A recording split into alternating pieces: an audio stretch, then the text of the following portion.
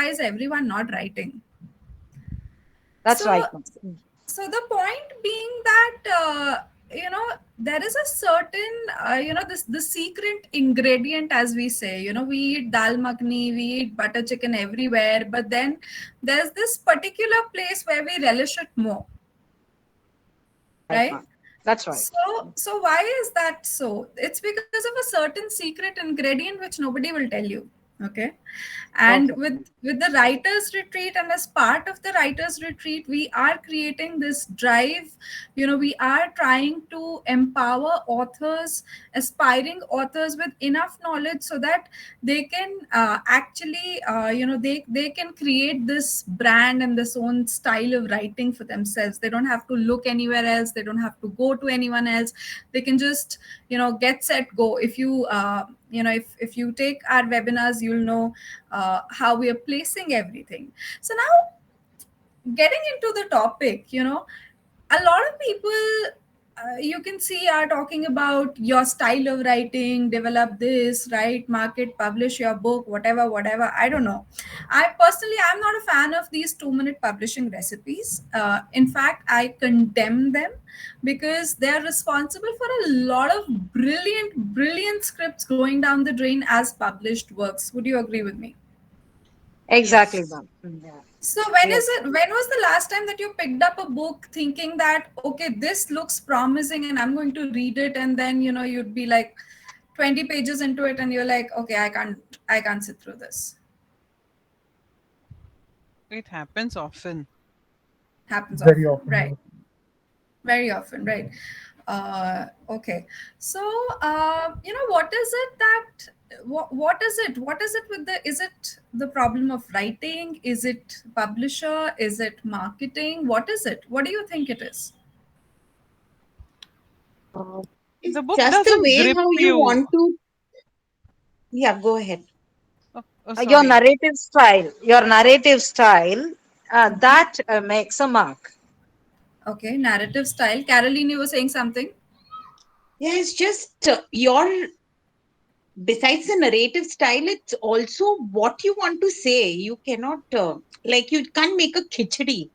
If it's a Right. biryani, the flavors have to be quite prominent, right? So you like a biryani over a khichdi. As Absolutely. you, Nikita?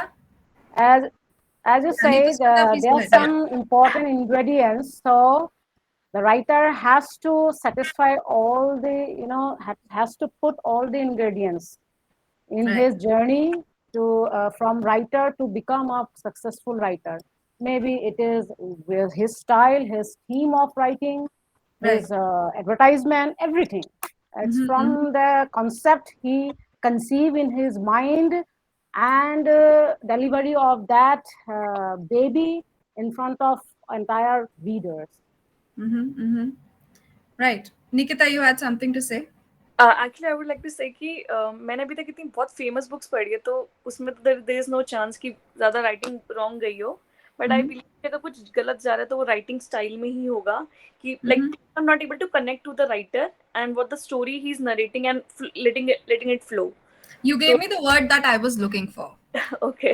Connect. Okay. Connect is an essential part. Why do scripts become good scripts? Because you can connect with them, connect. right? Why do movies become amazing movies? Because people can connect with them, right?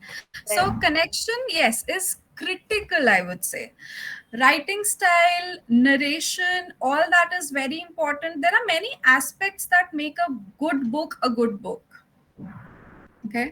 And yes, these are part of that. So a lot of people say, discover your style of writing. What kind of writing are you doing? What is your language? What is your verbiage? What is this and that? And it's so confusing.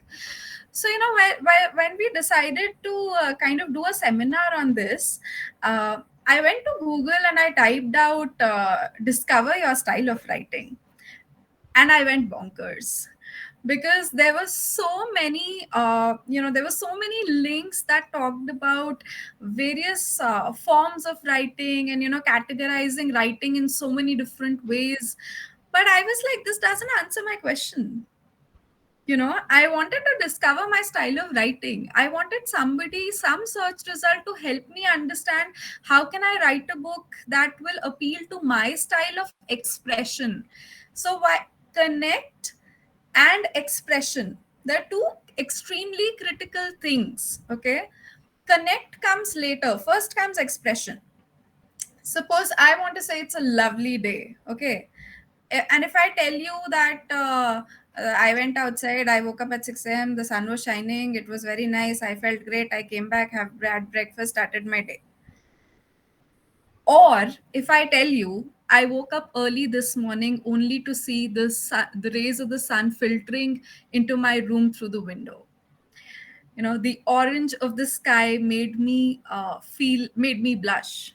Okay, and what if I eventually, with every sentence that I speak, I build a connect? Where is that connect coming from? The connect is coming from the emotion that I'm feeling. All right, so emotion, expression, and connect, it's a three-way process. Okay. So are all of you following me? Is there something that you want to say? I want this to be interactive. Okay. I can see Jitesh over here. There are quite a few other people. Could you please introduce yourselves? Unmute yourselves. I want to see you before we get into it, because I want this to be really live, and I want you to take you. I want you to make the maximum of this, guys. Hello. Hi, hello. I guess I'll start with the introduction first. Hello to everyone. Good morning. This is Jitesh. I'm currently working as a business consultant at a private firm. Uh, and basically, I've been writing since since my school days, poems, short stories, and stuff. Uh, my like the, the dream in the pipeline was always to write a novel, but I have not really started in all these years, I guess. Right, right, right. Thanks for sharing that, Gitesh. A lot of people will come to that, how writing becomes more like a New Year resolution. And, every year we think that now we'll do it. And by February, March, by the time the first quarter is over, the dreams are also done with. So, So, it kind of gets postponed. So we will come to that. Thanks for that. Gitanjali? Hi. Uh, I'm Gitanjali from Hyderabad, a corporate communication professional. I started my career as a copy editor for a medical publisher. Mm-hmm. And the story has been there, but career has taken precedence all these years. In fact, I've just started, like, made it a goal, and I finished to write the first chapter. So just yesterday I completed the first chapter. So I mean, for me that's a big goal, big Right. milestone. Yeah. Thank Great. you. Congratulations on completing the first one. Okay, so if you guys have any queries in between, you can stop me and ask your queries, and I'll be happy to address. Okay, so let's go on with the process of let's try to discover your unique brand of creative writing. So what is creative writing? Is there something like creative writing? Yes. There is. Okay, so what is Yes. creative writing? Can you tell me what is creative writing? I believe it's playing with words to make it to make writing fun, and I mean, as a task, you make writing fun for yourself and appealing to the reader. I mean, there's a hook and other things which marketing people talk about, but for me, it has to, the process should be fun and it should appeal to the reader. That's the,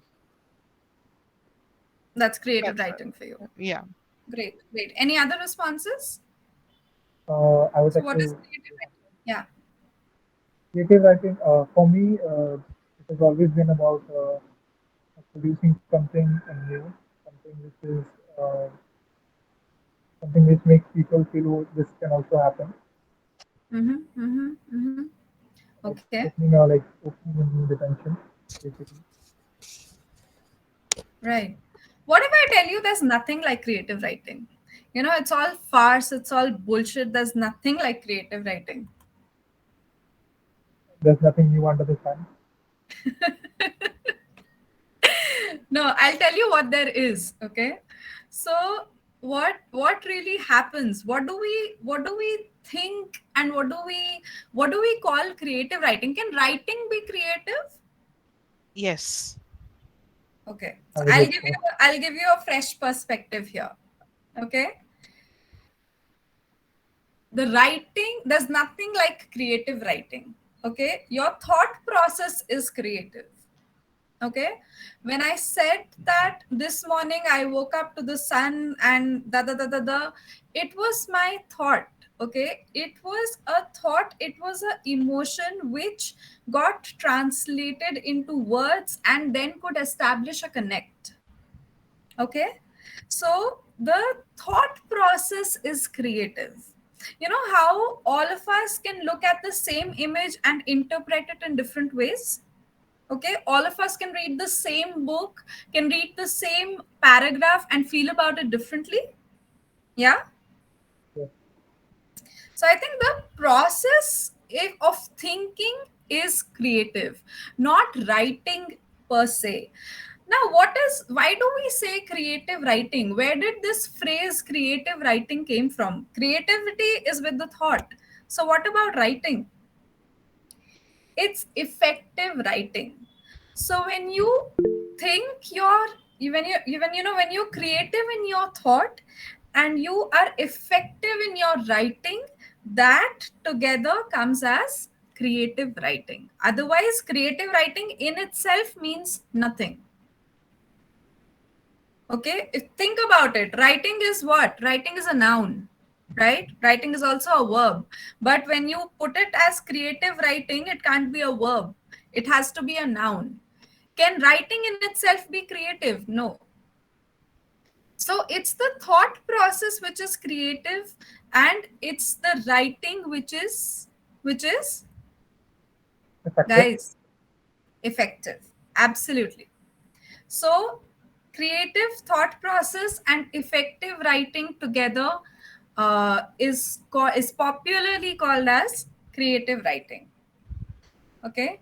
Now we'll talk about the various aspects. When I said that, when I asked you a question just now, that what makes a book, a bestseller, or what are the ingredients that can actually make a book a bestseller, we spoke about a couple of things. Okay. So I've listed a few of them in the order that they come over here. So what is your current vibe? How are you feeling? Okay, now I'm talking about, I'm now from a generic perspective, I'm going into into a more specific ground wherein I'm talking to you as readers and not just as authors and not just listeners. Okay, so when you say that, I'm not able to get into the vibe, I'm fighting a writer's block, I'm not able to get into the vibe, I'm not able to write. So what exactly are you referring to? Authors, aspiring authors, please. The words are not flowing from onto the page. Okay. And The mind is empty, probably. okay, yes, and Many a times you think something in your mind, and when you try to put it in words, it doesn't feel right. And no matter how many times you do it, it just feels wrong. true, true, right. And anything else? You don't feel satisfied with the words which are flowing. You are Okay, writing something, but you are not 100% satisfied that this will work or not. That's not the true self. right, right. Anything else? You keep procrastinating the task of writing. Absolutely, absolutely. That falls under behavioral patterns. Okay, but yes, valid. So why does this happen? Why is it that all these points are valid, but what is at the root of it? Fear. Fear. Yes. Times, What is fear? at times it happens with me while writing a poem. Sometimes I take 1 month, sometimes within an hour I can write poem. So what I feel, something suddenly strike my mind, and I keep looking for like imagery to create perfect imagery first in my mind. If I don't satisfied with the imagery um, in my mind, then I procrastinate to look for words and metaphors and all. So I believe and I need a picture, the imagery of the theme of the thing that has striken my mind uh, in my mind first. So until I get the picture in my mind, I do not come to writing of paper and all words. Can I Absolutely. add something? Yes, yes, please. Yes. Yeah.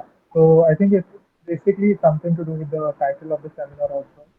It's like when we think about something, it's a very vague idea, but when we sit down to write it, As we a basically sorry. haven't, okay, we haven't really established what kind of things we want to write, or we don't even recognize what we actually want to do with Mm-hmm, those mm-hmm, thoughts before jotting it down or writing it down. So mm-hmm, it's like a lot of things are happening open-endedly. It's like we haven't decided a path to go down to. mm-hmm, mm-hmm, mm-hmm. So I think that and could be one thing. Okay. so in my view, as a writer, first I want to see the thing, the imagery, uh, as a first reader. I can say as a first reader.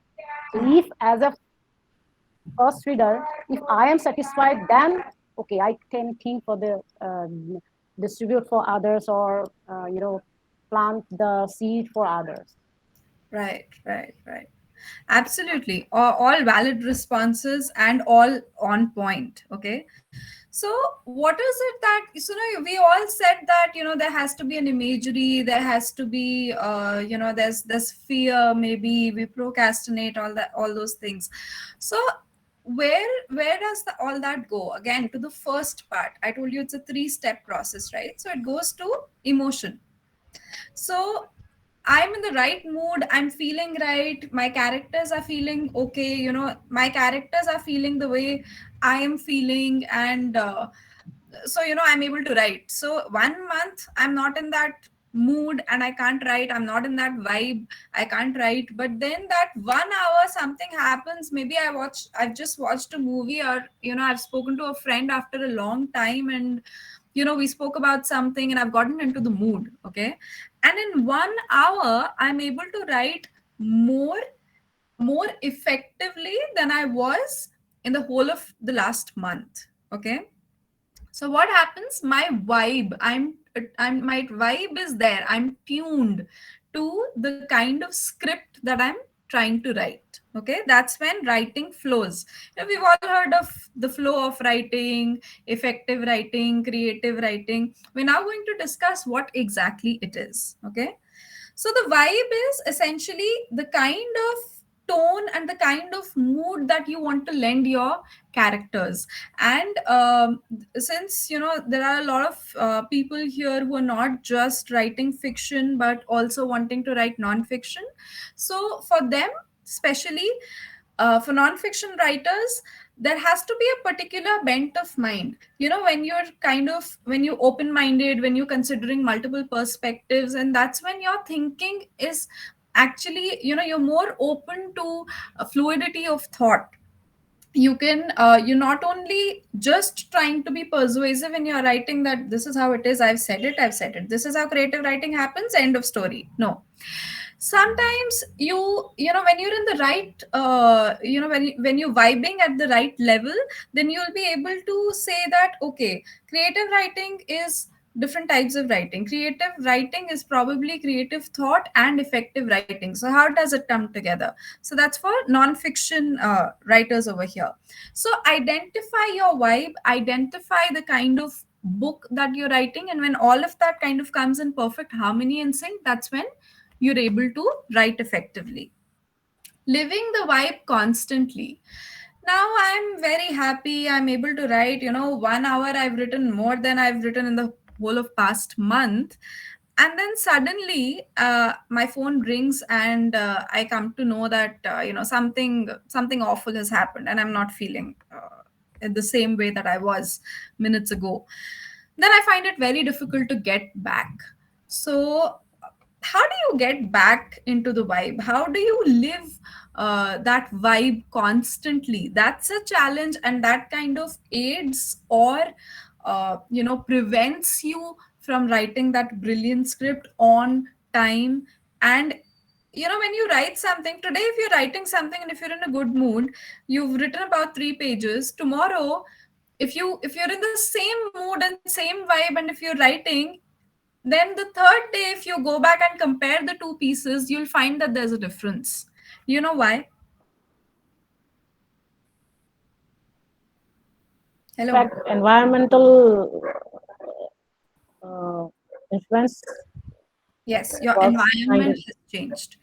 So even though you're feeling the same way, you're like, yeah, I was happy yesterday also, I'm happy today also. Why is this difference there in my writing? Why is it visible? Every day we get we face different stimuli, Mhm. environmental stimuli, or Absolutely. So that means that we are dynamic as authors. Our yes, life is dynamic, things are happening on a daily basis with us, and that's what is reflecting in our writing. Now come to the book. Okay, can the book also be dynamic? obviously people work for readers different way. Every read means man to man, and man to man, thoughts to thoughts. The book will convey, book will influence, leave impact on Okay, no, my question different is way. different. I'm sorry, my question is different. Okay, what I'm saying is, can the book in itself be dynamic? Yes. Uh, Uh, In the characters, Okay, through the characters. through the storyline also, sometimes you can see there are curve patterns, there's a low and a high and a low, that Mhm. kind of a thing. I mean, you take Harry Potter, the first two chapters of the first book, I mean, they're so slow, and you wonder, did I pick up the right book? But then you move to the next chapter and it's like, wow, this is fantastic. Did you read the book first or did you watch the movie first? I read all the books first, and I watched only the first two movies. I didn't like them, so Okay, yeah. So we'll talk about that also when we come to adaptations. Okay. So, yes, so the book can also be dynamic, but then the degree of dynamism has to be, really measured, and it has to be to the point. Because if your book is too dynamic, then your reader will lose interest. Okay. Because if a lot of things are happening, have you seen that movie, 6 Feet Under? no. No, okay. So it's an action movie. The first 6 minutes, not 1 to 6 minutes, is just action. Okay. And by the sixth minute, you are like, oh my God, wow, I wanted to watch an action movie. Bang on. 2 minutes into it, you're enjoying the thrill. 3 minutes into it, you're expecting something to happen. 6 minutes into it, you're like, what the fuck? Just, you know, I'm done. Okay, so while your book, your script must be really dynamic and on the point, there has to be a degree of moderation. And since there is no degree of moderation in life on a day to day basis, we need to ensure that we are mindful and aware of this dynamism in our life and the correspondence reflection of it in our scripts. Okay, when we are mindful of the way we are thinking and the way our characters are building up, okay, that's when the thought starts flowing in a more sequential way. Okay, that's when the flow of thought kind of eases out. So how is it that you've all seen, right? We've all read the Brook, and all those nice poems wherein the river is flowing, and then there's a roadblock, and then it goes left and right and center, and then finally manages to dash forward. That is, these were the roadblocks. Okay, once you kind of have this aligned, once your vibe, once your thought process are aligned, once you become more aware of them, then your thoughts start flowing more smoothly. Now, what happens? Retention. Today, I'm thinking about something. Okay, suppose I'm writing a fiction, and this applies for both fiction and non-fiction. We'll first address fiction and then non-fiction. Okay, suppose I'm thinking about I'm thinking about my story, and I'm thinking that okay, my character has gone to this city, or now this is what my character has gone there for, and this is the kind of obstacle, or this is the kind of situation that he is to face for him to come out and achieve whatever the movie or whatever the script is trying to achieve. Okay, now today I thought about it. Tomorrow, since I'm dynamic and my thought is like, it's a ripple kind of a thing. So tomorrow I think that okay, why not this? Day after I'll think, no, no, no, no, the original thought was better. Fourth day I'll come up with something new. Okay. So how is it that I choose on finally that okay, this is what I want to do. This is what my character has to do. And how much of it will I remember on the fifth day? How much of what I thought on the first day do I still remember on the fifth day?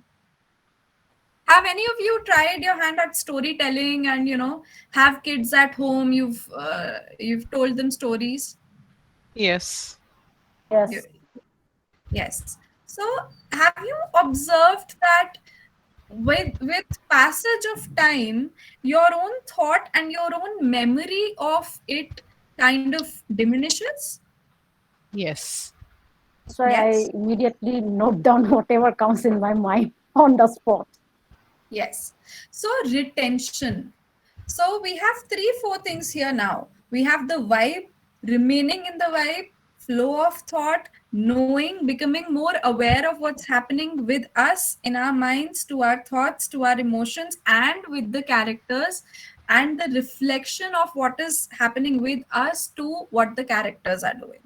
Okay, now with this we come to, we have to kind of imbibe the, we have to give it the retention curve, so that what we had thought, what the story essentially had to be, is still in sync with what's happening. Okay, suppose I'm writing, if we've all seen Dangal, right? So suppose it's a wrestler story that I'm writing, and immediately, somewhere in between, I make it a story of a uh, sprinter, and then after a while it becomes the story of a swimmer. Would there be a connect? Although my character is a superhero, okay, be it a woman, be it a man, my character is a superhero, can do anything and everything. But then there is a particular thought retention, and there's a particular line of thought to which I need to stay true. Agreed? Okay. Yes. Okay. Guys, any questions? I can see a lot of you here on the window, but none of you, like very few of you, are participative. So I want to hear more from you all. Okay. If you're not following something, stop me and ask, because this session is essentially for you. Okay. Right. So uh, I'll get back into this. Now, what happens? This, when all these things are in sync, then we have communication, writing, and that leads to effective writing. What do I mean by communication here? You're not talking to anybody, right? It was just you and your characters. So where is communication coming from? With the reader. You're The reader telling a is not, story to the reader. no, your reader is not here right now, right? It's just you writing. It's just you Okay. writing. The There's no characters reader. must first talk to the writer first. Okay. Yes. So I think, have we heard of three-way handshake? Yeah. No. Yes. So three-way handshake is when I say something, you interpret it in some way, and then you tell me what I you explain to me what I have told you, so that 1, 2, and 3, we are on the same page. Okay, so your thoughts, your characters, and the way they think, they all have to be on the same page. We've all heard of Bahubali, have we? Bahubali movie we've seen, right? Yeah. Yeah. We all know about it. Both of Okay, them. Yeah. so Rajamouli is the one who created Bahubali. Does Rajamouli think like Bahubali Yes. in everyday life? Is he For going around No, with his sword? for the time no, no, no. No, direction. right? In that particular time frame, in that particular moment, in those few years that he was writing that script and kind of developing it into a movie, his thoughts were aligned. Okay, his thoughts were speaking the same language as he was speaking. His characters were speaking the same language that he and his thoughts were speaking. His characters' thoughts were also aligned to these three. That's how we were able to, that's how they were able to create a great story. Okay, Yeah. so Okay. questions? I have one question. Yes. Please explain three-way hat trick once again. Matlab, Okay. I've So listened it for the first. yes. So three-way communication is when I say something to you, that's one way. Okay. Okay. You have received the information and interpreted it in some way. That is the second. Okay. The Okay. third is when you come back to me and say, is this what you've said? Okay. And the Okay. final step is when I confirm that, yes, this is what I've said. Okay. Okay. Okay. And that we're on the right, we're on the same page. Okay. Okay. Okay. If that does not happen, if I was thinking about something else but I wrote something else, and when I'm reading it after 2 days, the character is trying to communicate something else, then there's something wrong. Okay, Okay. that's when Okay. I wake up. Gotcha. Okay, Got it. so that's how communication, your internal communication with your characters, with your own self, its reflection in the writing leads to effective writing. Okay. So Okay. have we understood creativity in thought and effective writing? Yes. Yes. For those of Yes. you who are not talking, can you comment in the chat box so that I know that you're following?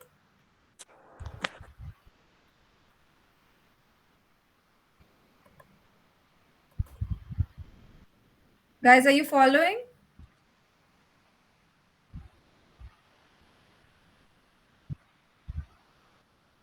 Okay, you guys are very unresponsive. Okay, I got a message from Nidhi. Okay, great. So try to be here in this moment so that you are able to make the most of it. Okay, let's go to effective writing. I think we've already discussed this. So, structuring the thought clearly, converting those thoughts into words.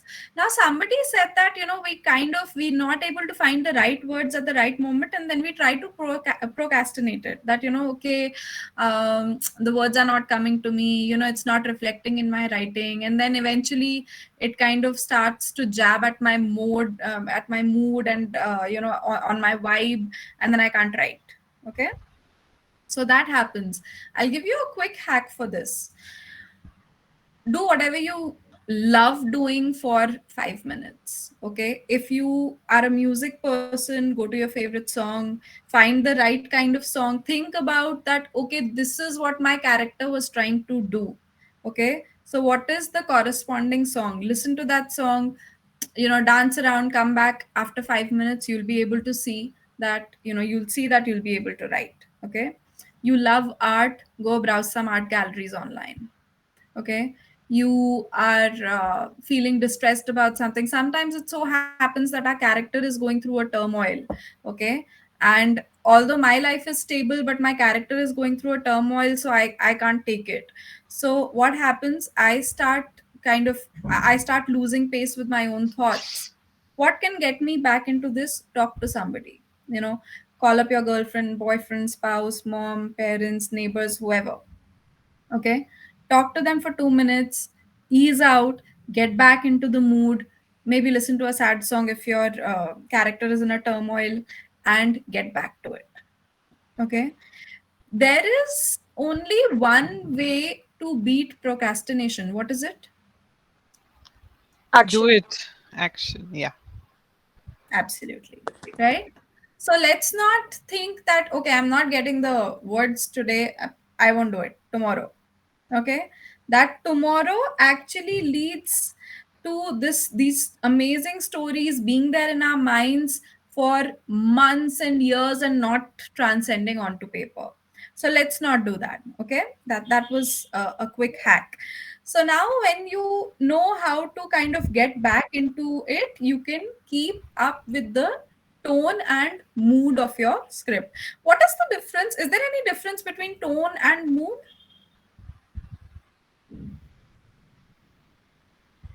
Are they the same? Uh, mm, Not same. I think both are interrelated, though not same. Maybe Mhm. mood leads to tone. Okay, it's the other way around. Okay, tone is what I say to you. Okay, so what my characters are speaking. Okay, that is the tone. Okay, so I can say, I can say, how are you? I can say, how are you? Okay, mood is the overall feeling of what I'm trying to establish. Whether I'm pissed with you, whether I'm happy, whether I'm concerned. How are you? What happened? Okay, that is tone. The mood is the essence. So mood gives you whether I'm worried, whether I'm concerned, whether I'm being sarcastic, whether I'm just plain simple asking you a question. That is what mood corresponds to, and tone is reflected through the words that I use. Okay. Okay. Okay, great. So that brings me to verbiage. Verbiage comes from the word verb. Okay. So what kind of words are you using to express yourself? So we had emotion, we have expression, and then we'll go to connect. Okay. So now we've come to expression. So what kind of words are you using to express your emotion?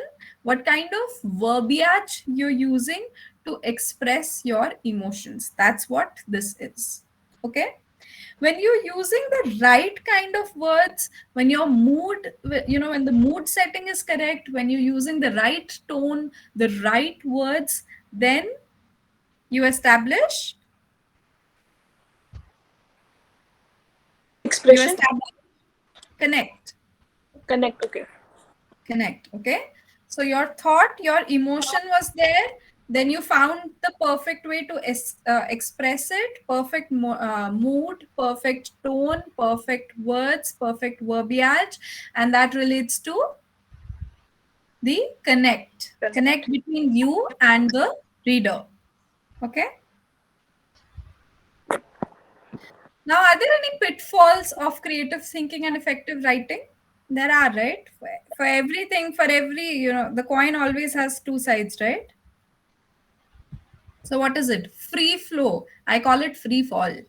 Okay, when we think so much about the script and we can't get to write it, it results in a free fall.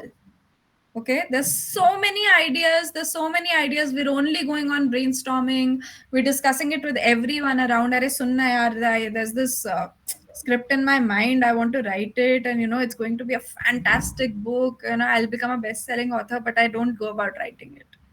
Okay, it not always has to do with procrastination. Okay, sometimes it has to do with the thought as well. When I'm thinking too much about a particular thing, about a particular script, about a particular character, then I'm not able to give it a definitive shape. You agree with me? Yeah. Yes. Yes. Yeah. So we're not able to give it a definitive shape. That results in dilution. Okay, that's one of the pitfalls that we should avoid. So we should identify whether we are procrastinating or whether we are we're getting a block in our thoughts, or whether our thoughts are just flowing. It's free flow and free fall. Okay, let's come to the next. Too many ideas and little processing. Okay, how is this different from free fall? Free fall is when there are just too many ideas and there's no processing. Okay, when you're not processing it, when you're just brainstorming. Processing is what? Processing is when you're thinking about it. It's the next stage. Okay, so you have to take 100 steps, and sitting at the bottom at the last step and just looking up and down. That's free fall. Okay, processing is when you think ki, okay fine, there are 100 steps, let me divide it into 10 steps ka one padav, and let me go step by step. Okay, there's a chance that you'll reach somewhere. Okay, so how do you process your thoughts? Suppose Harry Potter. Okay, somebody mentioned Harry Potter, so let's talk about Harry Potter. Suppose J.K. Rowling is constructing Harry's character. Okay, now he's shown as an orphan, like not an orphan, but he has been orphaned. Okay, now his uncle and his aunt are raising him up. Now suppose this person, this author also wanted to show him as child prodigy, not just a wizard, but child prodigy. Then now, what if this child not just has one immaculate thing but two? Okay, so when I'm trying to, Harry still remains a superhero, yes or no? Yeah. Without being a prodigy child, Yeah. without Yes. being extraordinary at, unlike Hermione, mastering spells and excelling with school assignments, True. Yeah. Yes. still the hero. Yeah. Why? He Because has it a has. heart of gold. Yes, and the character has been processed correctly. Okay, so instead of giving him superpowers, the author has developed a super character. Okay, so that's the first process is brainstorming. The second process is processing the thoughts. That's what has to be done. That's as a second step. Now, little or no access to professional feedback from industry experts. What happens? Why do I need an industry expert? I know it's a great script. I'll talk to my mom. She always thinks I'm great, amazing. I'll talk to my friends. And, to have an unbiased opinion, I'll give it to my lecturers to read, or maybe somebody at my office, or, somebody who barely knows me. That would be enough, right? Why do I need professional help? To understand that this kind of a script is wanted in the market. Is Harry Potter the first fictional, is the first fantasy? Is Harry Potter the first fantasy fiction? No, No. No. no, right? No. So, but Harry Potter stands to portray fantasy fiction in a way that it has not been done before. Okay, so how does professional feedback help you?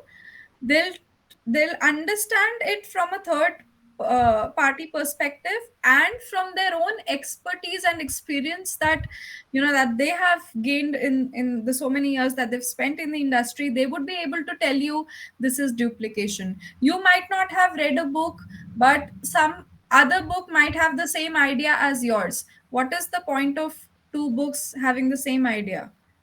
Would two of you be okay? Would two of you do things differently? One is enough, right? One of you is enough, Yes. right? Yeah. So industry experts help you understand the aptness and relevance of your script, your characters, and they are the best people to understand what will excel in the market. Okay, I'll also tell you something. So this is something that I tell all my authors, that a script, a published book, is just 10% of the script, of the original manuscript. The reason being that publishers pick those scripts because they know that it has potential.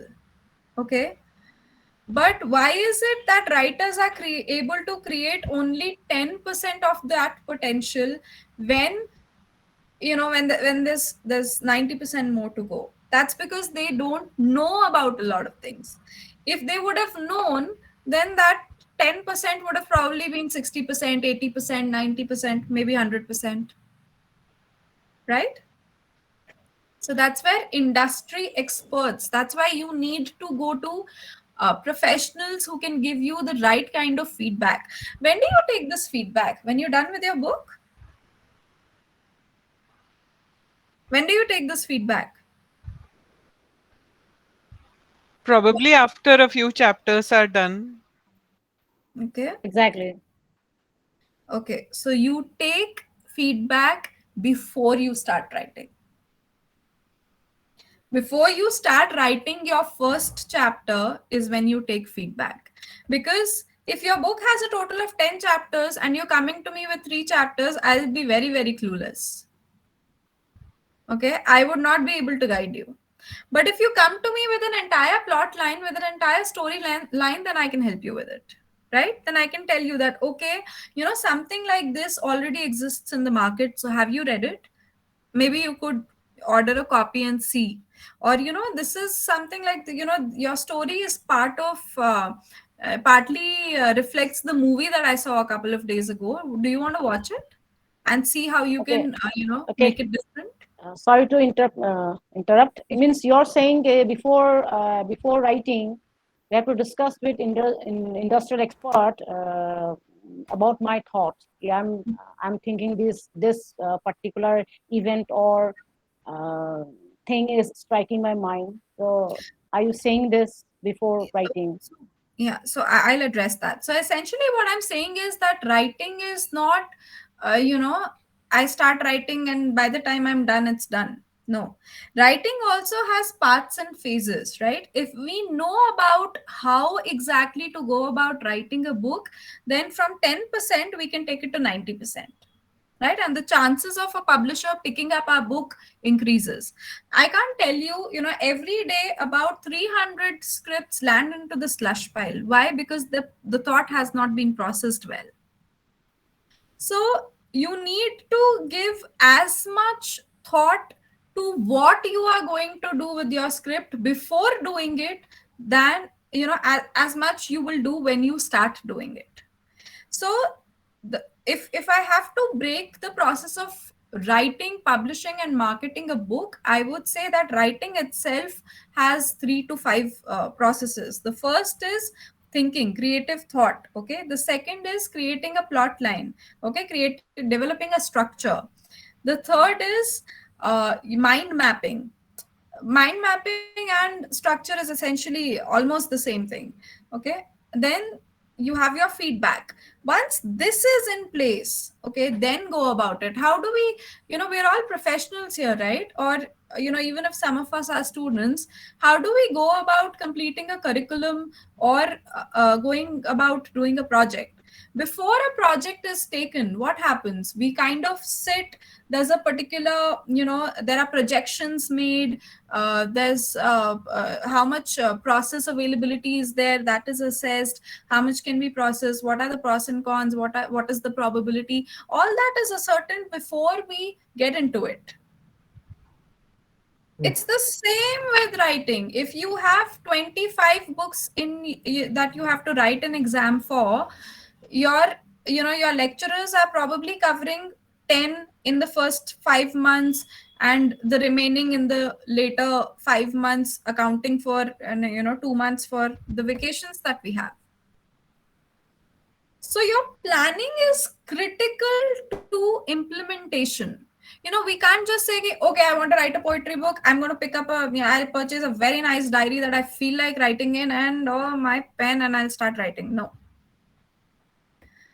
you need to think. Poetry, although I would say is more spontaneous, but for a book, you need to think. And for poetry also, unless it's a collection of your thoughts on a daily basis. Okay, if you write and you've been writing for a long time, then you can probably pick and choose and compile it in an edition.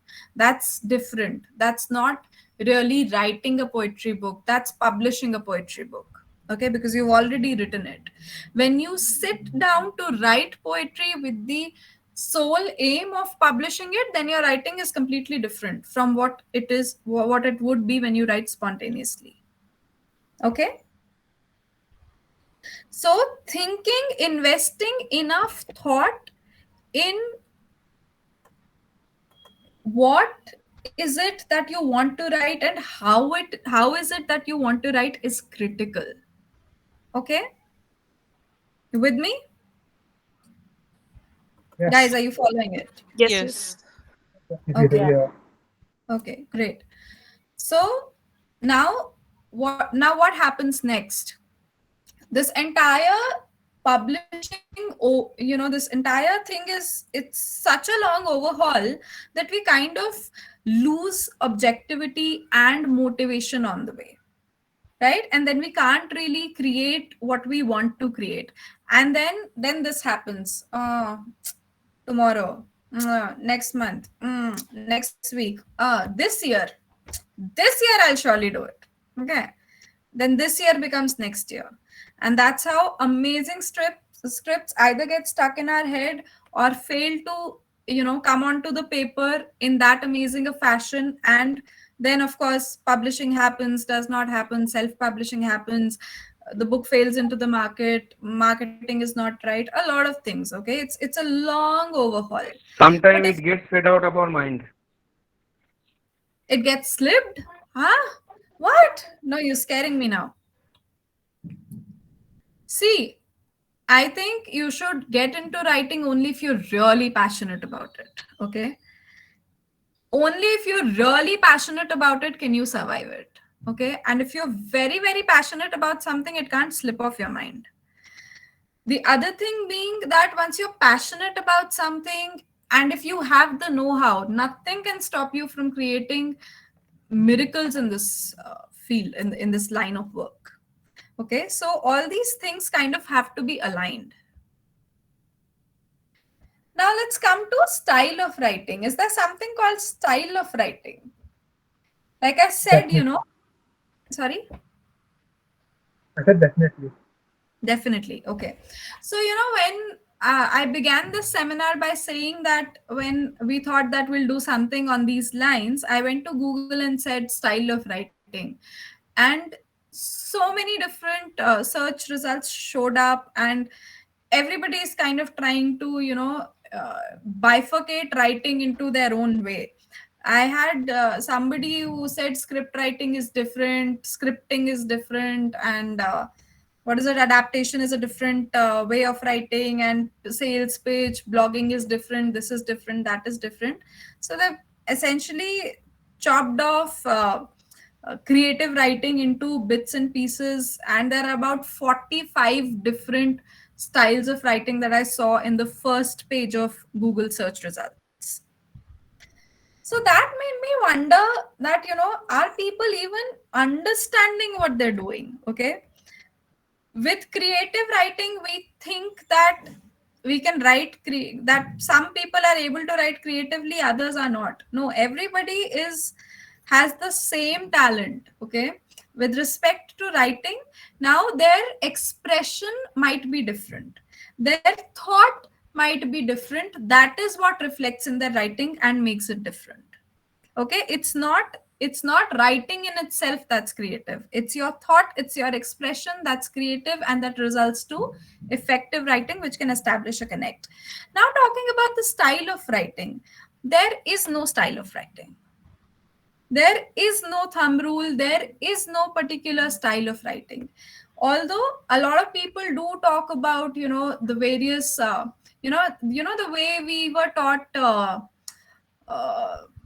addition, subtraction and all. Are we sitting and doing that today? No, it's kind of become a stimulus, right? If you go to a shop and 1000 plus 500, 1500. Okay, you don't have to sit with a calculator or a notebook and a pen to kind of sit through it. That is essentially the same, that applies to writing as well. It's kind of a stimulus, it's a stimuli that you develop. It's not something that exists there out there in the nature, somebody can acquire it and another person can't. No, everyone has their own unique way of expressing, and that is what leads to style of writing eventually leading to effective writing. Okay. Any questions here before we move ahead? No. No. Okay. So let's come to the common understanding of what uh, styles of writing are. Okay. So narrative writing and descriptive writing. Narrative writing is what? Narrative writing is when I'm not giving you the liberty of letting your characters grow. Okay. When I'm when I'm not letting my characters have a voice of their own, when my characters are set in stone and my characters will do exactly what they will do, this is their story and that is the end of it. You can't have a sequel to it, you can't have a prequel to it. This was the story, end of it. Okay, that is narrative writing. Okay, wherein the characters, the narrative reflects exactly and to what degree the author wants to convey, and that's the end of it. What is descriptive writing now? Descriptive writing is where you develop characters that can exist beyond your level of comprehension. What do I mean by that? What happened to Harry afterwards is still open to interpretation. We know the way this person thinks. We know the way this person would behave in a certain given circumstances. If Harry was a software engineer, what would he have done? Okay, if Harry was a doctor, what would he do? If Harry was a steward, what would he do? The character is so profound that it can lend itself to different situations. Okay, same goes with any amazing character. So all amazing scripts are descriptive in nature. Descriptive does not mean that you describe the setting. No, describing the setting is as much part of narrative writing as it is part of descriptive writing. Okay, descriptive writing essentially is when your characters become more than what you have designed them as, when your characters are live and functional, when your characters can adapt to settings and grow beyond what beyond your own comprehension of them. That is descriptive writing. Um, take for example Bahubali. Okay, after the movie came out, we all know what Chota Bheem is, right? Yeah. Chota Bheem, yeah, the cartoon character. Yeah, we all know about it. Okay, great. So, what happened after Bahubali movie was released? A similar character, a child series, a children's fictional series of like 22 minutes each. Those episodes were kind of bought out. Why was that? Because the characters were not set in stone.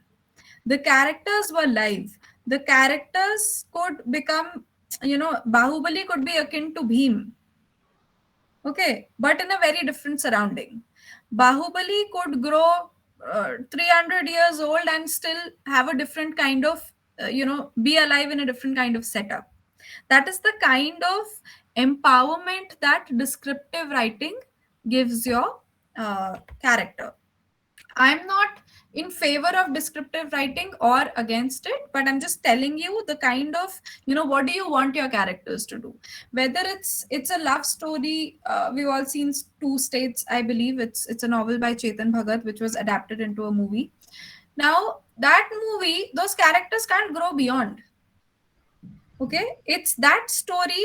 That story is beautiful. It lasts a small time, and that's the end of it.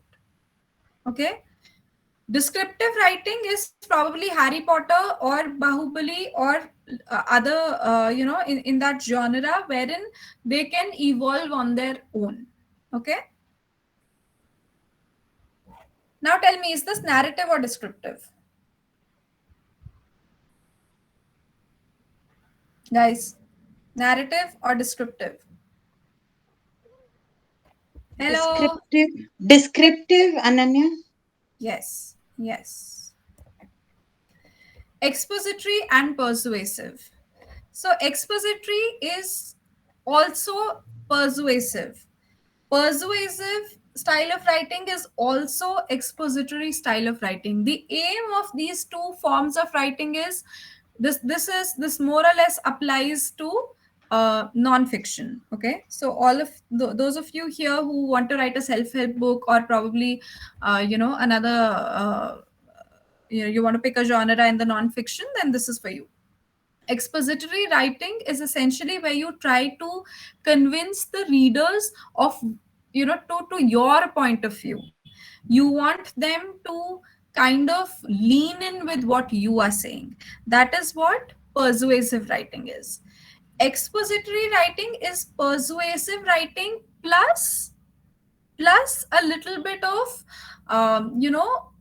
a kind of overview mane different perspectives come into the picture. So wherein you say that, okay, creative writing, there can be various styles of writing. You also say that there is nothing called styles of writing. You can also say that while writing has been bifurcated in so many ways, this is what you should actually be doing. Okay, so this is expository writing. When I tell you that no, descriptive writing is the only way to write, that's persuasive writing. Okay, clear? Okay. Clear? Yes, got it. Okay. So now you tell me, are self-help books examples of expository writing or persuasive writing? I mean, like Robin Sharma, it's more persuasive, Okay. right? I feel. Yes. And hello, people. What happened? You I guys think are persuasive only, because persuasive. Okay. open to interpretation. Like people interpret things differently. They'll connect to it according to their own story. Okay. Anybody else? Persuasive. I feel self-help books are more uh, expository. What you said. Okay. So they are neither persuasive nor expository. Okay. They can lend themselves depending on what the writer is trying to do. Okay. If I am a gynecologist in favor of a surgery for maybe something as trivial as PCOS, then my writing would be persuasive, right? If I'm a gynecologist thinking or suggesting the various surgeries that can happen for a particular ailment and whether or not you should go for it, then it's more expository. Okay, so they Okay. can be both. Again, like I said, styles of writing are not etched in stone. Okay, it's very very dynamic, essentially depends on what you want to do. Objective and subjective, this I think we all know, because we've all given so many tests during our lifetimes. Some were objective, some were subjective. Objective is when your whole idea of creating a script is very concise. You're working on three things and that's the end of it. So in a way it leads to narrative style of writing.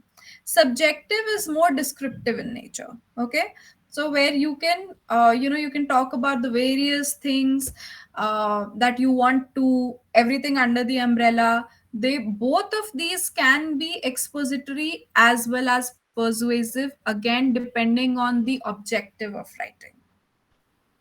Okay, we'll share this PPT with you. So whoever is attending the seminar, will share this with you so that you can go through it later and try to understand. It will help you with retention. Now, are travel guides example of objective writing or subjective writing? Travel guides, we've all seen, right? Books on Rome, Paris, Italy, Rajasthan, all of that. Subjective. Subjective? Subjective or objective? A combination, basically. Yes. How about travelogues? What would you say? Is a travelogue subjective writing or objective writing? More objective. Objective? Okay. Is a travelogue persuasive or expository? Expository. Both. Can a travelogue be descriptive in nature and narrative? Both. Both. So now can we agree that there is nothing called style of writing? And Exactly. it Exactly. essentially is what objective you're trying to achieve with your book, right? Yes. Having said that, that brings us back to where we were at 11 a.m., right? We still don't know what style of writing is, right? So let's in the next 15 minutes we will discover what style of writing actually is. Okay. We've understood what it is not, right? We've understood everything that it is not. Now we'll talk about what it is. Okay.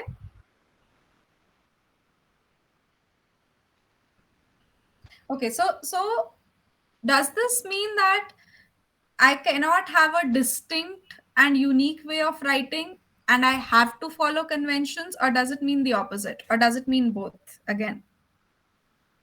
And why? I've given the answer, so you need to tell me why.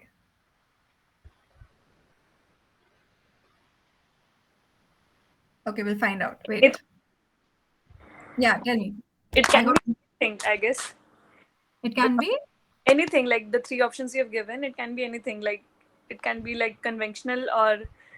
एकदम चीज हो सकती है, but it can be anything क्योंकि that depends upon the writer कि एक तो हो सकता है कि writer is very grown up कि like he has written many books, अब उसका writing style ही change हो गया है. Hmm. And it can be anything, like in future में उसको कुछ भी हो सकता, मतलब it depends upon his brain, his situation and everything. Right. So, how do you essentially understand that what kind of writing style would you adapt? You said that when a writer starts writing and eventually, two books down the lane, three books down the lane, five books down the lane, the style of writing could change. Now, this change could be intentional, okay, and unintentional both. Like I said, authors are dynamic people, right? On an everyday basis, something happens in my life. I'm probably writing five books over a period of 2 years, or maybe over a period of 3 years. A lot of things have changed in my personal life, in my professional life, in my in the way I engage with others in these couple of months that I took to write the book. That will that will reflect in my writing. That is an obvious. No writer can actually stop this from happening until you've been writing for like 15 years and you've become Jeffrey Archer or Agatha Christie. Okay, till the time that happens, there will be a slight sway in your writing, and there is no harm in it. Okay, it's in fact good, because the more versatile you are as an author, the more the audience is likely to enjoy your scripts. Okay, if I write maybe let's say I write crime fiction, okay, the authors already know what to expect. Okay, if I write crime fiction today, if I write a romantic thriller tomorrow, if I write something else day after, then my readers are also kind of hooked onto it. She did an amazing job with the first one, an amazing job with the second one, I am glued to the third now. Okay, so style of writing, yes, can change. Whether it should or should not change is again subjective, depends on what the author wants to do. And whether without intending it can change or no, then the answer is yes. Okay, let's get into the next. So, how can I decide what my writing style should be? There are a zillion ways of writing a bestseller. Let's find out what works for you. Objective of writing the book. Why am I writing this book? You need to be very, very clear, especially for non-fiction writers. Why are you writing this book? Is it meant to aid your brand? Are you trying to create a personal brand away from your identity as a professional? Are you trying to write this book to educate others on something? Are you writing this book for charity? What are you writing this book for? Your objective of writing the book is critical. When talking to non-fiction, I mean, when talking to fiction authors, then the you need to understand what are you trying to do. Is your story set in stone? Is it just this much, will not evolve, it's the story of 3 characters, 4 characters, 5 characters, over? Or can your characters live beyond your imagination? Can your characters lend to different settings and styles? That will define what kind of writing or what kind of brand of writing and style of writing you want to develop. The second is genre of your choice. Now, whether you're writing a fiction, I mean, even in fiction, whether you're writing mythological fiction, whether you're writing historical fiction, whether you're writing popular fiction, in popular fiction, whether you're writing crime thrillers, romantic thrillers, mystery, all of that will determine what kind of style of writing you should adapt to. Now, it's not just that, these things will decide what your characters look like, how your characters talk, what era are they set in, will determine the tonality and the mood of the entire plot and setting. Okay, so what era means, your book could be set in 1200s, your book could be set in 5th century BC, your book can be set in 2050 also. So, depending on what genre, what's your objective, what is the era that you're writing in, that these 3 things have a bearing on the kind of style of writing. Now, these 3 things will also define how your lead characters are supposed to behave, talk, what kind of mood are they trying to set in. People think, that's the first thing that people think, I want to write something that my target audience will relate to, my target audience will connect to. 90% of the readers don't know what they want to read. Trust me, 90% of the readers don't know what they want to read. Once they start reading and they start liking it, that's when they kind of want to read more.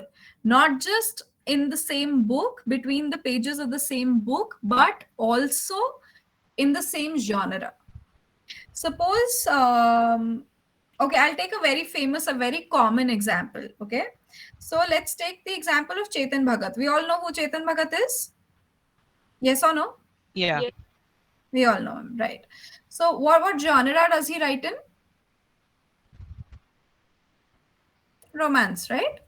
Romance is his genre. Okay, so now if he would have, when I picked up a book, when I pick up Chetan Bhagat, I read one of his books and then I'm like, okay, he writes well. Okay, then let me read his other books. Once I'm done with all Chetan Bhagat books, then what will I do? I'll go to other romantic fiction writers because I've developed a liking for that genre.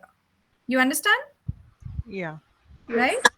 What about mythological fiction? When I started reading Amish Tripathi, I wanted to read more of, more such books. Okay, when I started reading Durjoy Datta, I wanted to read more of Chicklets.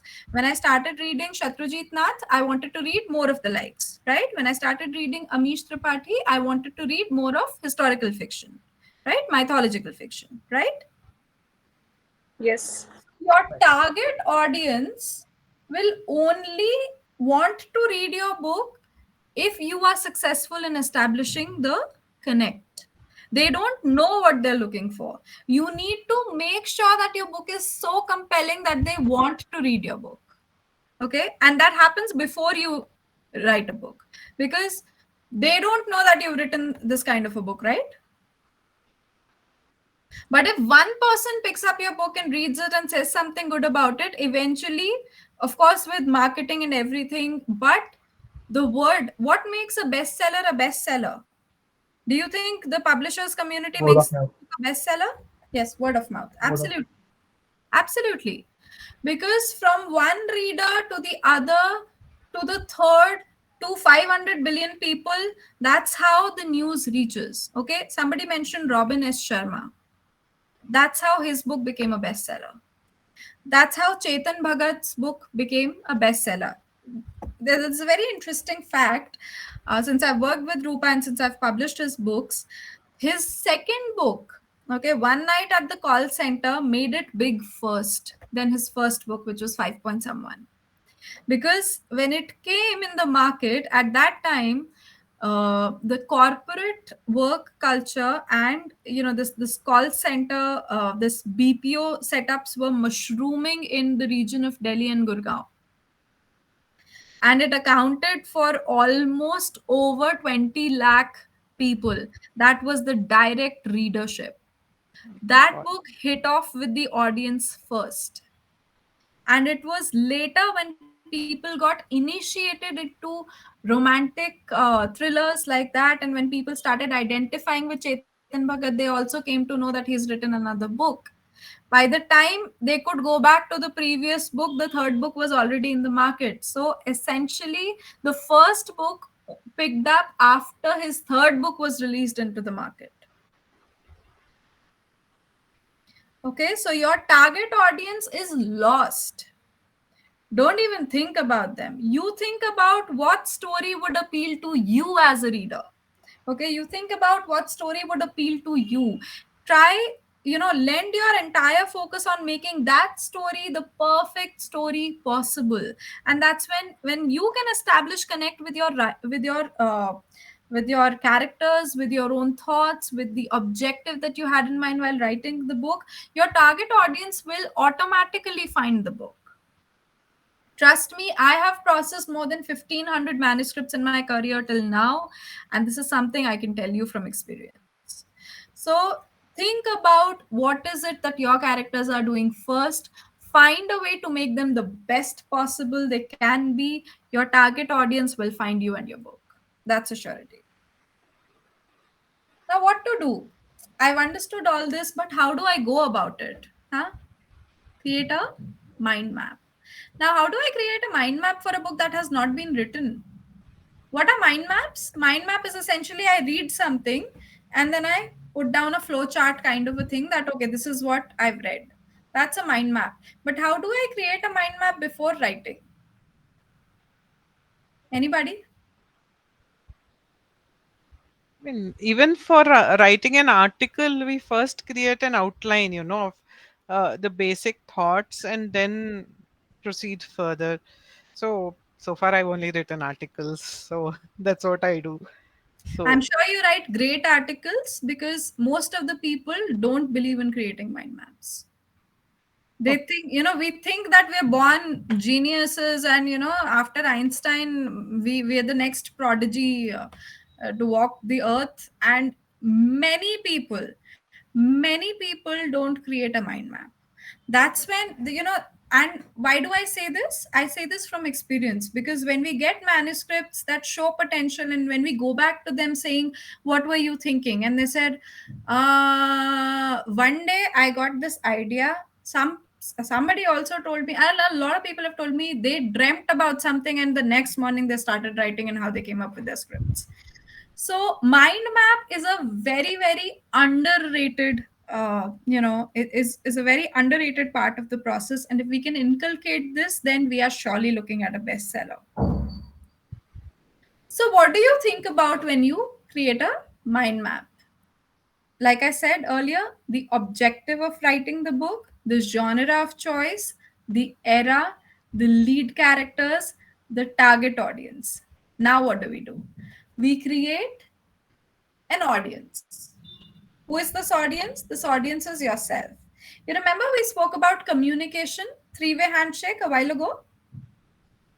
yeah. Yes? Yes. So you become your own first audience. Okay, and mind you, all this is happening before writing. You have not touched pen and paper yet. Okay, this is happening before writing. Okay, don't pick up a pen and a paper and start writing. Think first, be your first audience, tell yourself your own story first. Sciences have proved that listening has a different kind of ability. I mean, retention while by listening has a different ability, while reading has a different ability, while you see some visual has a different ability. When one or more of these media is mixed, then it has a different kind of ability and impact that it creates. Do we know what creates maximum impact? It's a mix of all three, right? When you have a visual, when you have a sound behind it, and when, guys, hello. Okay, why is this Audible. audience so unresponsive? Yes, yes. We are Okay. listening to you, Ananya, intensely. Okay.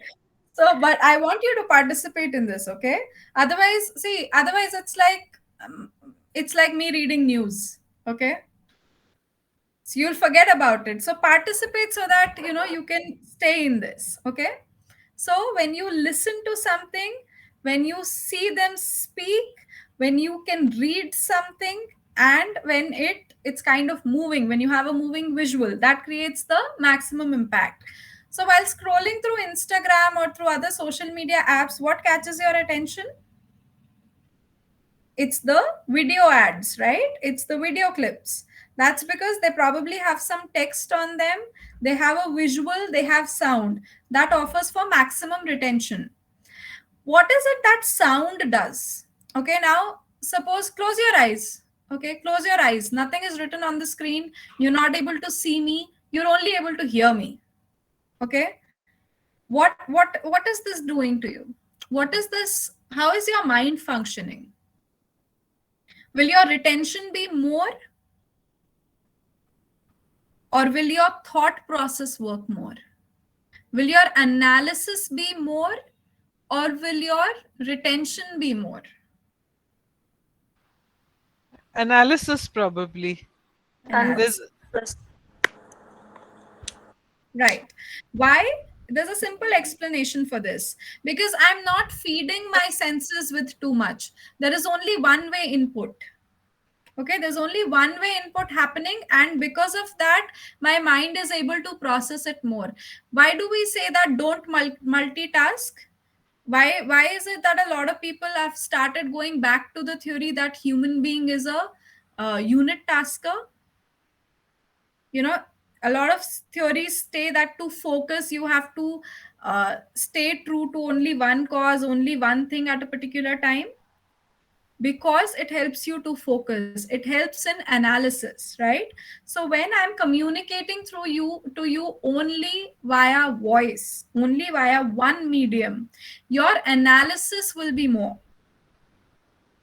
Okay, Yeah. if you are watching a video, suppose you're looking at a recording of this webinar and you've muted it, okay, your attention will only be about what you're seeing on the screen, because I'm not moving and dancing here, I'm sitting in a chair and talking to you, right? So the only thing that you're seeing is what is written on the presentation. Okay, what's written on these slides is what your attention would be. Okay, when you seeing, when you are in a live setting, when you are talking to me, when you're looking at me talking while you're also looking at the presentation, this is where your maximum retention happens. But analysis takes a backseat. Okay, to analyze whatever has happened or whatever you have taken from this webinar, you'll have to go back. Once we'll email the PPT to you, you can sit back and see what all has happened. Okay, and what all were your actual takeaways. So be your first audience. Okay, think about your story, think about your plot line, think about the structure of your book, think about the characters, the places, the subjects of your book. Now if there are any literature students here, we've all seen Westminster in our own minds, right? All these alleys of London, we've all seen and visualized in our own separate ways after reading so many books by so many Western authors, so many English authors, essentially, right? We all know what this thing, what laboratory Frankenstein was engineered in, because we have all visualized it. Okay, so think about the characters, the places, the subjects. By subjects I mean the characters of your book, as well as the topics that you want to cover if you are writing a non-fiction. Okay, think about them. Now think about structuring your book. Your book can't flow like, in any which direction. It's not air, right? You have to pen it down, you have to write it in some form and present it to the readers. So it can't just be floating around in the air like thoughts. So then start structuring it. Okay, start structuring it. When you start structuring it, what do? You think about your characters, you think about the places your character is going to be in, you think about how your character is responding to each and every situation that's coming up. That's how you build the beginning, medium, and middle and the end of your book. That's how you construct the beginning, premise, and the conflict and resolution in your book. Okay, so think about all these things and make your ideas flow through them. Now, about the technique of presentation. A lot of people think that the technique of presenting a story is style of writing. No, it's not.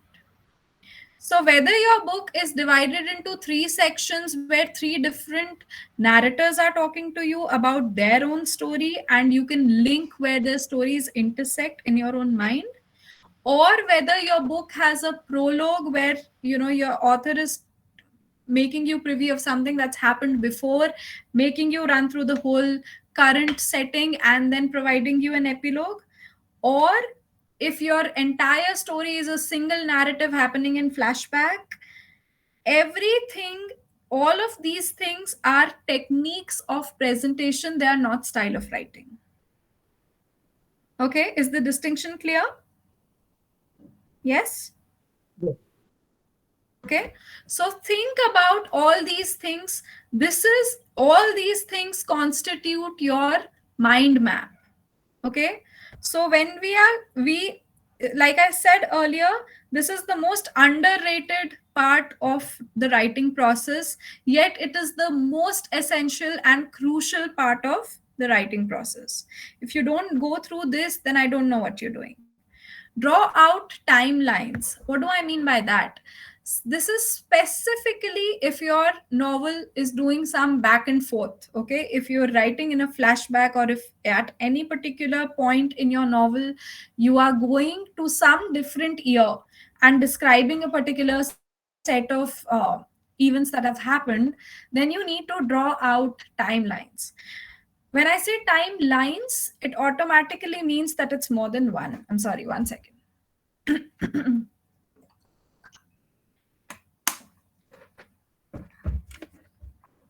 So, it automatically means that I'm talking about more than one unit. So, what are these two or more timelines that you might have to draw? One timeline is the way you are revealing the happenings to your readers. Okay. So, suppose I tell you it's 2005 and this is what is happening. Okay. But things were different 20 years ago. Okay. But did 20 years happen before, or did 2005 happen before? 20 years. What happened 20 years before has happened before 2005, right? Yes. So I create an actual timeline. An actual timeline of what exactly, what is the first point that my novel refers to, and what is the last point. That is your actual timeline. Once your act, and that's what you create first. You don't create your representative timeline first and then go about creating your actual timeline. You first create your actual timeline, and then you say, okay, my novel starts here 2005. Okay, 20 years ago this happened, this I will tell my readers in the 8th chapter. Okay, or after I've told my readers this, that's when I'll tell my readers this. Okay, so you need two timelines. You need an actual timeline and you need a representative timeline. Tell your story multiple times until you convince that it's flowing without any basic discrepancies. What happens is, when I try to align my timeline and my beginning, middle, and end, premise, conflict, and resolution, when I'm trying to align all of it, my thoughts kind of, everything gets mixed. And like somebody said, that we don't want a khichdi, but that's what we end up making. Okay, and that's why most book that do become books fail. Okay, now what happens when you tell the story to yourself again and again? There is no visual. There is nothing on the screen. There's no visual. It's only your voice that's going inside your ears. So your analysis will be more. Okay, so don't just do dumb thinking. Don't sleep in your bed and think about the story. No, take out half an hour, take out 5 minutes, talk to yourself, and make sure that you're talking. Okay, even if somebody else, sitting next to you in a metro thinks that you've lost it, let it be. But make sure that you can hear your own voice when you are telling yourself this story. That will help you with analysis, with critical analysis. Okay, now once you've done that, and once you're sure that there are no discrepancies in your narrative, you start writing them down. Start, take a pen and a paper and start scribbling. Make a rough timeline or content flow. Till now it was in your mind. Okay, now you're trying to, this is the first time that you're picking up a pen and a paper and writing it down. Okay, then think about the various characters, the various places that your characters are going to, and the themes and concepts that you're covering in your book, especially with respect to non-fictional writing. Now, how do you write? How do you do this now? You are not following, you're not actually writing, so you can't say that, okay, first my character goes here, okay, next my character goes here. No. So what you do is you make a rough timeline. Okay, this is my actual timeline, and my character was born in, say, 1960. Okay, 1970 my character is through with basic schooling. Okay, 1980 my character has completed education and is probably pursuing higher education. Okay, so while this flow, okay, in now, once upon a time when my character was a child, when he was probably 7 years old, he went to a trip. So where does this go? This goes in the first block. Then I go here, make an arrow, draw a circle and write vacation 1. Description, maybe went to, I don't know, Switzerland. Okay, that's how you kind of that's how you scribble and you create your content flow. Once your content flow is in place, then see whether you need section breaks or narrative breaks. What are section breaks? Section breaks are breaks within a chapter. Okay, so for example, I'm doing a say I'm doing a crime thriller. Okay, and there's a court sequence. So I'm talking about the first hearing, and the first hearing happened on 1st of January 2022. So I'll say January 1, 2022, describe it. Then there's a section break. After that, January 21st, 2022. Then another section break. Then May 21st, 2022. Okay, May 22nd, 2022. That is what section breaks are for. So section breaks are part of chapters. What is a narration break? What is a narrative break? Now suppose suppose I am somebody who writes diary. Journaling is the in thing these days. So suppose I'm fond of writing diary entries, and I'm writing a diary. I want to publish it as a book. Okay. What happens when I'm creating a story? When I'm creating characters outside of me, I'm trying to be fair to each of those characters, and the entire story is coming to the fore, because as a reader, I'm able to see what character A is feeling, what character Y is feeling, and what character S is feeling. Okay.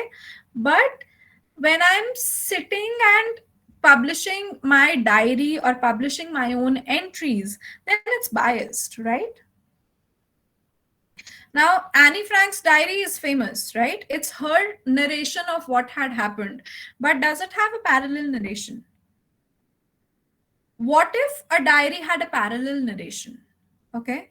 What if there were three diaries coming together, and then the reader is open to actually analyzing and interpreting what happened? What really happened? What was the true picture? This kind of narration is one which has narrative breaks. In this, the entire book is divided into 2 or 3 sections, where different narrators are giving out their own stories in the way which is true to them. So now the work of this published work or this unpublished work is open to interpretation by the audience. How do they want to interpret it? Who is the hero according to them is kind of something that they can decide. Whether Ravan is the hero or whether Ram is the hero is open to interpretation. Both, except for abducting someone else's wife, both did the same thing. Both were rulers, both were good for their subjects, both were trying to expand their kingdom, both killed people, both believed in worshipping, both believed in gods. Everything was same, okay, except for this one tragic flaw that happened which led to the entire Ramayana unfolding. Okay, so think about the kind of breaks, the kind of sectional breaks that your book should have. Now we come to the thing that, the element which people think is the most important and essential. I'm not undermining or in any way trying to undermine the impact that this particular part brings to the success of a written work.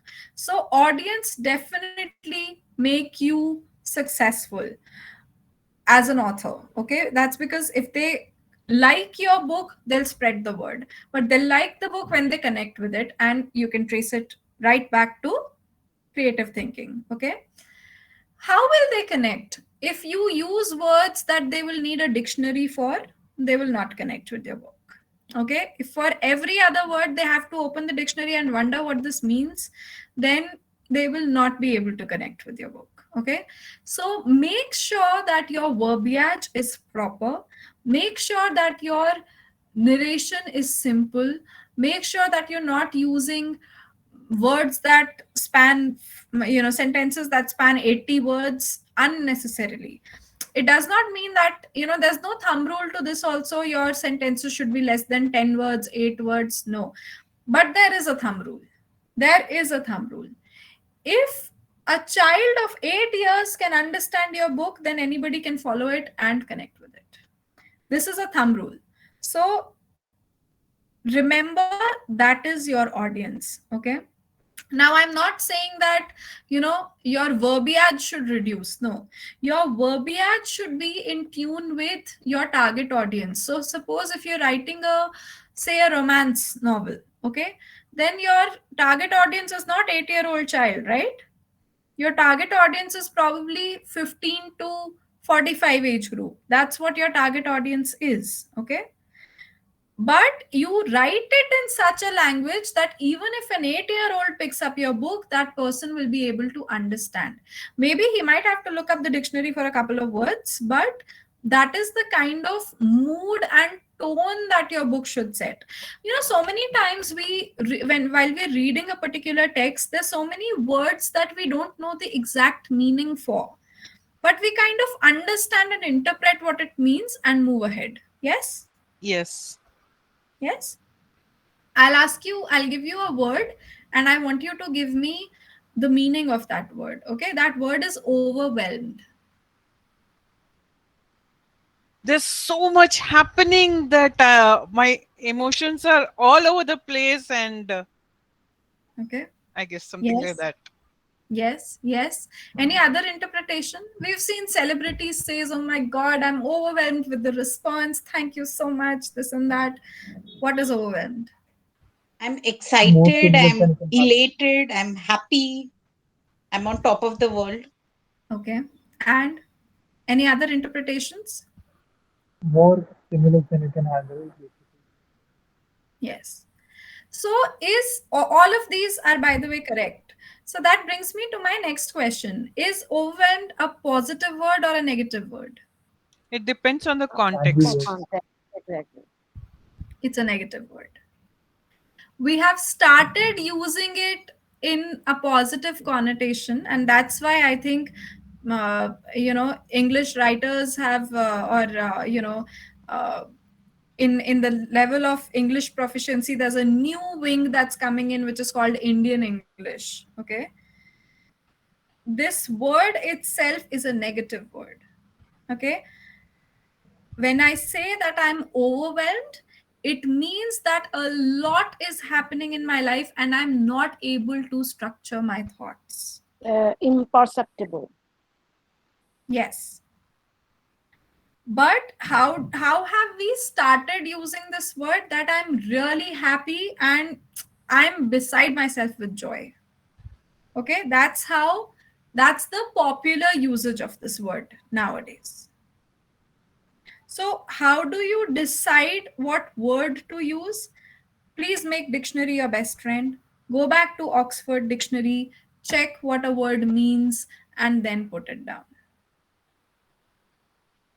Okay, that's one of the ingredients of making your book a better book. Okay, so think about the verbiage, think about think about the complexity of your language, and then start writing your book. Remember, you have not started writing your book yet. You're only creating a mind map here. Okay. Now, once your mind map is ready, like you did for your audio conversations with yourself, check the mind map for discrepancies. If you think that, okay, this thing is coming here, but it should come here, move it now.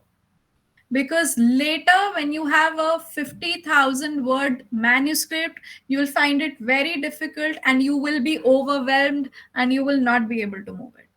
But right now, when you have 800 words in front of you, it's easy to move. Okay? So do that. Again, we started with style of writing. Okay? Techniques of writing and style of writing. By the time you through with creating your mind map, you would have discovered your unique style of narration. Okay, that is the beauty of this process, but you'll have to sit through it. And not just, it's not just about discovering your style of writing. Once you're through with this process, you have your book. It's just not written. You have your book by the time you're through with this process. Your book is there in front of you. You've heard your story a million times by the time you're done with this process. Once, what happens with this constant, with this constant retelling of the story to yourself, when you constantly kind of chew on it, when you gnaw on it, it gives you the opportunity of refining it. Okay, when you're able to refine it, it's you can easily digest it, you can easily put it out on paper, then your words, then you will not face any writer's block. That's my promise to you. And if you face it, come and tell me. Okay, you will not face any roadblock in your process of writing, because it's crystal clear to you. You know how it happens when you take the road for the first time. Suppose you've moved to a new neighborhood, you don't know where a particular road leads to. Now it's a beautiful road, but you're not sure where it's going. What if you see it in broad daylight? Would you take it? It's a beautiful road, maybe yes. What if you see the same road during the night time when it's not properly lit? You will not. Okay, so this is what having a mind map does to the process of writing. It makes the road beautiful, and the sun is shining in all its glory, making it very easy for you to write the book. Okay, so although a lot of clowns are there on social media, who are saying that you can write your book in 5 days and boot camp and workshop and this and that, I don't know what and what not. But if you do this, if you invest a couple of days, a couple of weeks in this particular process, then your writing becomes really, really easy. There is no way in hell otherwise that you can complete your book within 3 months or 4 months. And this 1 and 2 months is complete nuisance. I'm not even talking about that. Okay, if you sit through this process for, if you give this proper time and attention, then writing your book in 4 months, 5 months, 6 months, writing a good book becomes a reality. Okay, it can become a reality.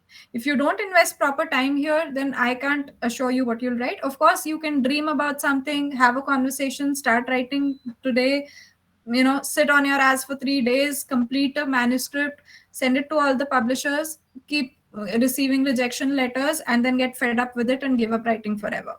That is also a choice that you can make.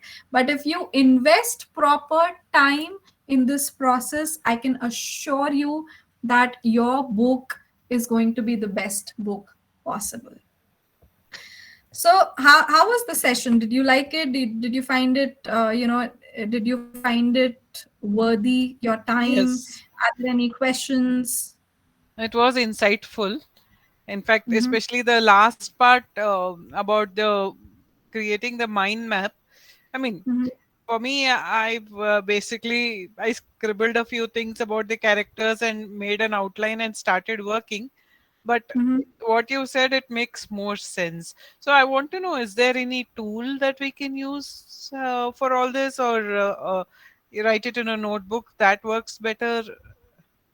What if I tell you that we have it all figured for you, considering that our experience in the industry, and having assisted so many authors, I know, I've only told you something which is like 15-20% in these 2 hours, in this 1.5 hours, 2 hours that you've spent with me. But there is a lot more to this. Okay, with this you'll probably get started, but for you to achieve your dreams, it's still a long way. So if you could give me 2 minutes, I'd like to talk to you about the Spark Writers Retreat program, as part of which we are conducting these webinars. We are offering 25 free webinars, and some of them would be paid, to everybody, all aspiring authors, for them to benefit from. But I just want to give you an overview of what exactly is the writers retreat, and how can we help you, because we should not underestimate professional help. And I'll come to the myths and thumb rule once again, but I'll quickly talk to you about the writers retreat and then go back to it. So, this is the only professional training program for authors. Like I said earlier, we don't promote these 2 minutes, 2 months, 2 weeks, 2 days, 2 hours publishing recipes, because we know that it's all farce. We don't want to waste your time. A lot of people, for a lot of workshops, you have to pay something also to get into them. And it ultimately, at the moment, in that time that you take the seminar, a lot of presenters are great orators, and they'll be like, hey Seiji, type this, type that, are you with me, are you this, are you that, all that. But that does not generate results. Okay, what is the objective? I've been time and again talking about the objective. So the objective of this entire exercise is to come up with a great book, and only a professional, a guided learning program can help you do that. So about the Spark Writers Retreat, I've already spoken about this, that what you're seeing on your screen, that you might have heard a lot of such promises, that publish your book, this and that, and we can help you and all that. But does that really happen? Can you really publish a great quality book all by yourself without any help in these as propagated by these 2 minute publishing recipes? No, you can't. Now that brings us to the question, that why is it, I already told you during this seminar, that we throw about 300 manuscripts on a daily basis into the slush pile. Why does that happen? Why is it that so many books land up in the slush pile? Why is it that only a few books get the chance of becoming The Alchemist, the Harry Potter series, As a Man Thinketh, and others? Why? So, we fail to create an idea that resonates with the readers. Okay, we are not, since we can't do a three-way handshake with ourselves, we cannot do it, we can't expect the readers to do it, right?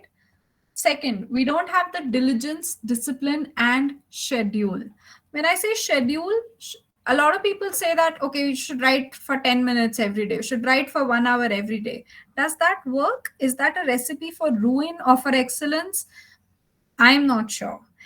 If you are a career author, if you've been writing for 15 years, 20 years, so what happens is when we listen to interviews by prominent authors like maybe Jeffrey Archer or Agatha Christie or Ruskin Bond, it was his birthday yesterday, and if we listen to them and we listen to their routine, that oh, he gets up, he writes in blocks of 2 hours each, and 4 blocks of writing, I should do something like this to write, then you're never going to write. You're never going to write because you are not a career author as yet. You're not a career author as yet. Okay. So what do I mean by schedule? You still need to have a schedule, right? Otherwise you'll be like, next month, tomorrow, next year, this year pakka. And then this whole passion, this whole drive for writing becomes like new year resolutions, right? We make them and we forget them and we can't follow them up. So, discipline, diligence, and schedule is very important. Third thing is method and quality of writing. I think we've discussed this in immense detail. Rounded and lucid thought process. Once you think about your book so many times, you give it such thought. When you think about such intricate details, then you can't go wrong. Then a core critical review circle. That's where professional help that I spoke to you about comes into the picture. Publisher and literary agents. Most of the times, go ask anybody. Okay, you go ask anybody. Ask 50 people how or who have written a book or who tried to write a book and send their book to publishers. Ask them how many of them got rejection letters, how many of them had to self publish their books, and how miserably their books failed in the market. Ask them, you'll know the entire story. A very strong editorial team. Even when we are trying to, like I told you, that you have to keep your target audience in mind, but you have to make the whole mood and tonality easy enough for an 8-year-old to understand. So now this is not about writing in any average book you can write whichever way you want. Okay, but to make a bestseller, you need a strong editorial team who knows what how a particular word weighs against the other, and what is the exact word that you should put in here. How should you interpret this, how should you say this to be able to make it more connectable for the readers. For all that, you need a strong editorial team and a strong marketing team. Not just strong but smart. This the days of hard work are gone. We need to do smart work now, which is like a combo of both. So I'm not undermining the effort that goes into writing a book. It's definitely a lot of hard work. Now, as part of the Spark Writers Retreat, we are bringing to you a set of, professionals, a set of experts. We're bringing to you founders of literary festivals, authors who have successfully created, at least who've put out a minimum of 5 books into the market. They know what writing is all about. They know what writing strategies are all about. They know how to navigate through the turns and dives of this entire process. They have fallen into the pitfalls and they can save you from it. So they will train you how to write a bestseller. This is Dr. Manjari Prabhu. She is the founder of Pune Literary Festival. She is also known as Indian Agatha Christie. She's very, very famous and highly accomplished as a literary person. That's Shatrujit Nath. Shatrujit Nath has had he's had a very interesting career, right from selling ice creams to peddling computer courses to writing copies for ads to reporting, to being a reporter, being a journalist at Economic Times, and then When he was at the top of his game, he quit to become a career author. He is a historical fiction writer. He also writes mythological fictions. He's put out quite a few books in the market, and Vikramaditya series is what he's popularly known for. So we have him on board. Of course, this goes without saying, you've heard about Corporate Chanakya. It's a 20-book series. Dr. Radhakrishnan Pillai is the author. And, learning from an expert like him can truly change the way you think about writing and, about writing and creating, publishing a book. Kirtana, I believe Kirtana is also on the call. Kirtana, if you could say hi to everyone. Kirtana is a marketing maverick, and she has written a couple of books. She's also an editor. She's worked on a couple of anthologies. She's got quite a few amazing scripts to her credit. So you'll also be learning from her. We've got Kulpreet Yadav. Kulpreet's works have been recognized at various literary festivals. He is an ex-army person, which incidentally he shares in common with the Spark founder, Sahana Sundar. Sahana is on the call with us today. This is Iswar Sundaresan. Iswar is also known for his books, and he was a journalist. He still works as a journalist, and he's given us some amazing stories. So all these people you'd be learning from. So what is it that we are bringing out to you as part of the Spark Writers Retreat program? 25 free paid informative webinars like today's session. This will be followed by 4 days intense workshop by master authors, the people we've just referred to, we've just shown them. We'll also be sharing this PPT with you to have a detailed look. You can also go onto our website. It's called sparkwritersretreat.com and find out more about the course. So in those 4 days, we'll be sitting with you, helping you develop this entire plot structure that we've spoken to you about. Okay, everybody would be, all these prominent personalities would be sharing their own exposure, their own experience, their own learnings from this entire curve of writing and publishing. And I forgot to mention, some of them are also script writers. You'll see it when it comes to you. You'll be able to make more sense of it. So this is invaluable.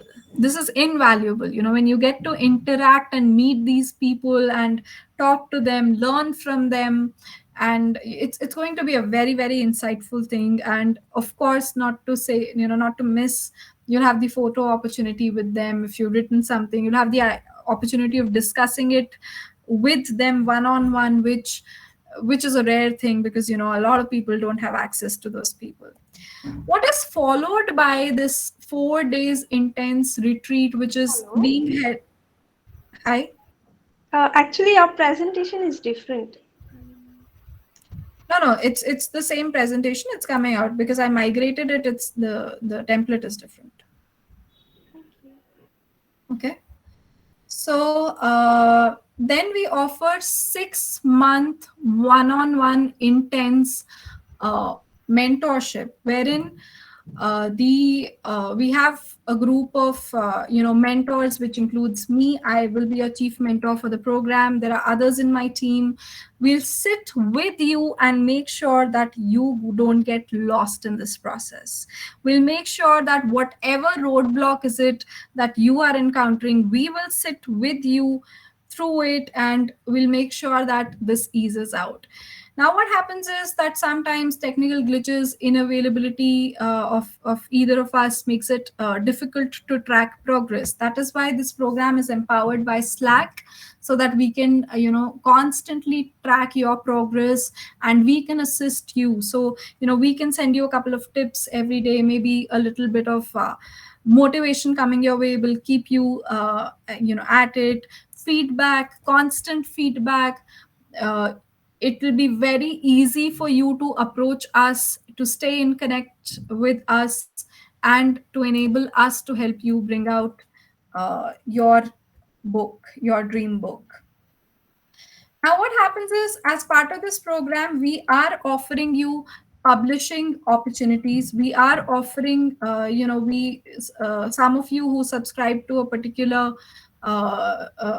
program, a particular aspect of the program will be given complimentary publishing. We will be bearing the cost of everything, right from A to Z, as far as the publishing process is concerned.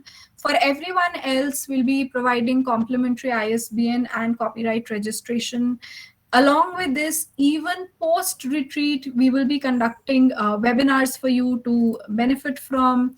Not just that, if you think that something happens, you get stuck into something, you need more time, you're not able to write within 6 months, we would have you covered. We would not leave you. This is the team of mentors. You've met me. I think we have all three of them on the call today with us. We have Hiral, we have Rachit, we have Sonal. These people, this team, would enable you to make sure that you can write a book within a stipulated time, and your writing journey does not become like a new year resolution moving from one year to the other in for an indefinite period of time. We'll be sharing the PPT with you. You can sit through this and see uh, how we're placed. So now, I've already spoken to you about this, but the personal mentorship will help you weave your story to develop a very strong and engaging plot, one that your readers will relate to.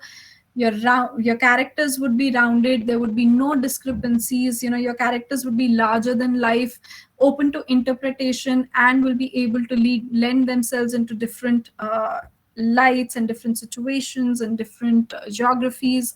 So all that would be possible. Effective strategies. Yes, a lot of you mentioned writer's block. So we will be sharing effective strategies with you to break the writer's block. uh, Language consultancy would be given to you. We'll be able to we'll be guiding you on what words to use, what goes with your character, what does not go with your character, what will appeal more to the audience. Can you say something like this, or can you not say something like this, or should you say something in this way? So we'll help you doing that. We'll help you create meaningful chapters. We'll help you identify whether you need chapter breaks or whether you need section breaks, or whether you need breaks at all. What kind of narrative and what kind of flow should your story have? Not just that, will help you tighten the narrative so that your reader does not get lost. Your reader doesn't feel like कि खत्म ही नहीं हो रहा है ये, story कब शुरू होगी, right? So all that we'll take care of as your mentors. This is what some of our past participants have to say about us. We'll share this with you, so you can take a look. I'll just leave the screen here for for a few seconds for you to read through.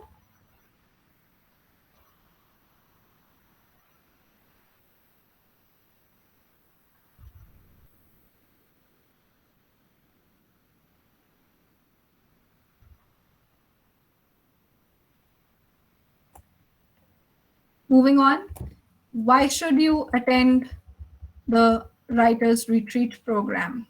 So all this will be sent to you. I've said enough about it already. We would help you assess where you're standing now, because as professionals, we have helped so many other people and we are better placed to help you. So we'll help you understand what your story should be. We'll help you first create the first bit of the of your writing schedule, which happens much before you pick up a pen and a paper. Okay. And then we would go into the other aspects of what kind of language you should be using. I've already told you that you can once a week you will be connecting with your mentor, but since this program is powered by Slack, you will have constant access to us. You can drop us an email, you can drop us a text, we'll respond to you. Can I change my mentor if required? Yes, you can. So you would be given a choice of 3 when you begin this program. Although which mentor will be allotted to you is the discretion of management. However, if you're not satisfied with your mentor, or for any reason you're not able to get along with them, you can write to us at Spark Help Desk and we would be able to help you with it. The top 5 manuscripts of the season shall be published for free in association with Kitaba. So, this is essentially a Spark initiative, and the first 5 manuscripts would be published by Spark in association with Kitaba. And all if there's anything else that you need, an aided marketing assistance that you need, or an aided sales assistance, if you need anything else around it, if you need a, say you want a nice trailer for your book or something like that, so all that can be made available to you at an extension, for a separate cost. So like I said, in this course I've mentioned that it depends on what aspect of the writers retreat program you're choosing from. There are various there are various pricing options that we have for you. You can easily sit through them and see what works for you. If you can't figure out what works best for you, we are very, very approachable. You can write to us, you can fill out the contact us form on the website, or you can reach out to Sahana. She's the founder of Spark, and she's very approachable. She's a very nice lady. She's present on the call with here today. So you can do that. How is it conducted? I've already spoken to you about it. In the first phase, we're taking these 25 free pre-retreat sessions. Then this will be followed up with a 4-day intense writers retreat workshop. I want to say this thing here, that a lot of retreats that are happening, like the Himalayan retreat and Kumarakam retreat, they're essentially kind of marketed as a vacation. This is not a vacation. This is not one of those kind of retreats. We do provide you a certain art and music stimulation with it, only to make sure that your focus is redirected to your script. But this is in no way a vacation. So if you're expecting mountains or rivers or nice views and all, then I can promise you nice views, but all of them will be created in the canvas of your mind, but not not in the surroundings per se. I've already spoken to you about the mentorship program. This is what we tend to offer you. Please take a minute to go through this. And post this, we'll be going to the question answer session.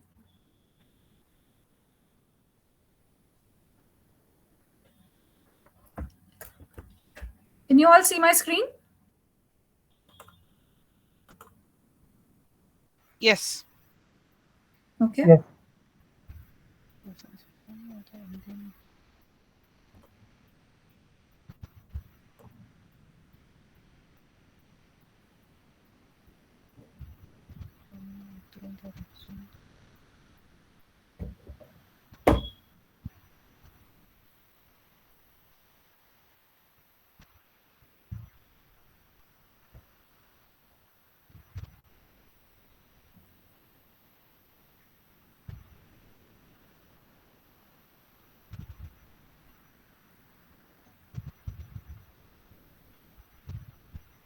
Moving on to pricing. So these are the various pricing options that we have for the offline retreat program, wherein you will be attending the workshop, the 4-day retreat in person in Bangalore. Your flight tickets and all you'll have to do on your own, but your staying, your lodging and food and everything will be taken care of. Can you see my screen?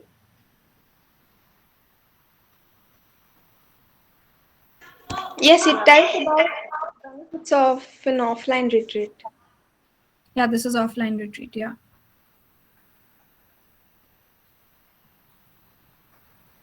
So since this is slightly steep, we're anyways providing an early bird discount till the 31st of May.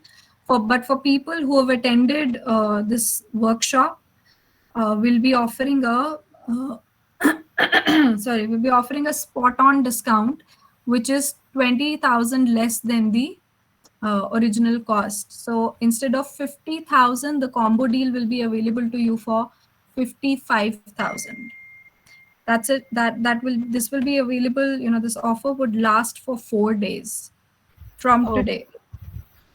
So you can can you take your move to the next slide, please? I mean, Sure, sure. So just 1 second. If you have any queries regarding the retreat, you can always get in touch with us. Okay, this is the online schedule. So if you don't want to, for any reason, if you think the payment is too steep for the offline session, then you can also attend it online with us. Right now, if you book it, you'll get it for a much lesser price as opposed to the regular price for the retreat.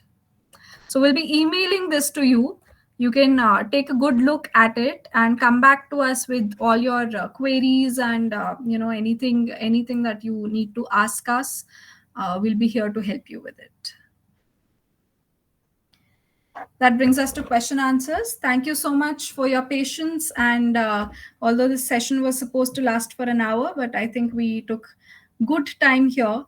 And I hope I've communicated everything that I needed to with you for your own good, so that you know what we are trying to do here and how you can make your book a bestseller. Any questions? The floor is open to you.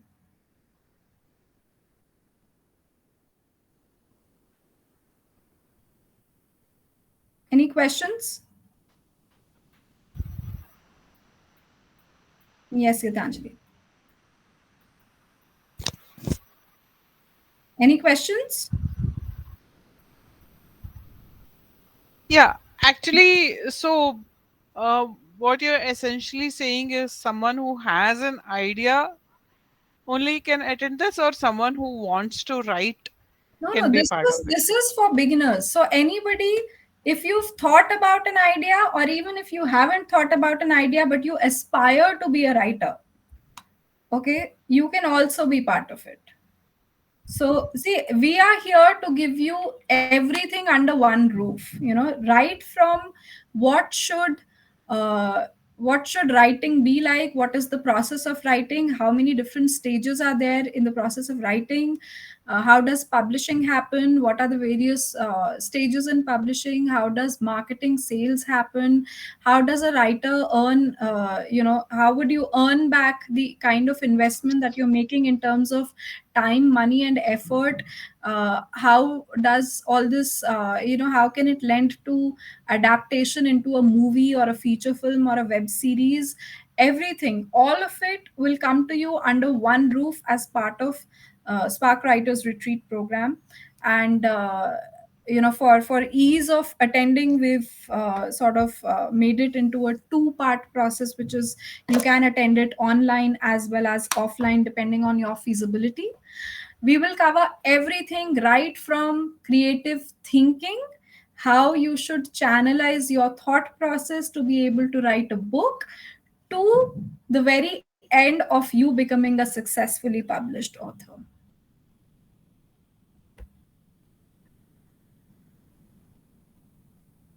Thanks. Any Got it. Great. Any other questions?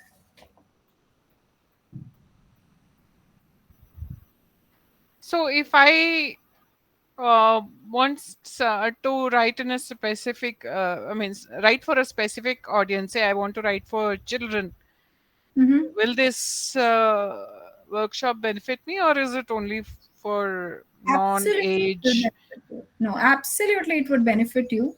So our mentors, which includes me and the other three people on our team, we have worked across various genres, across the canvas of fiction, non-fiction, biographies, autobiographies, children's, and technical and academic writing.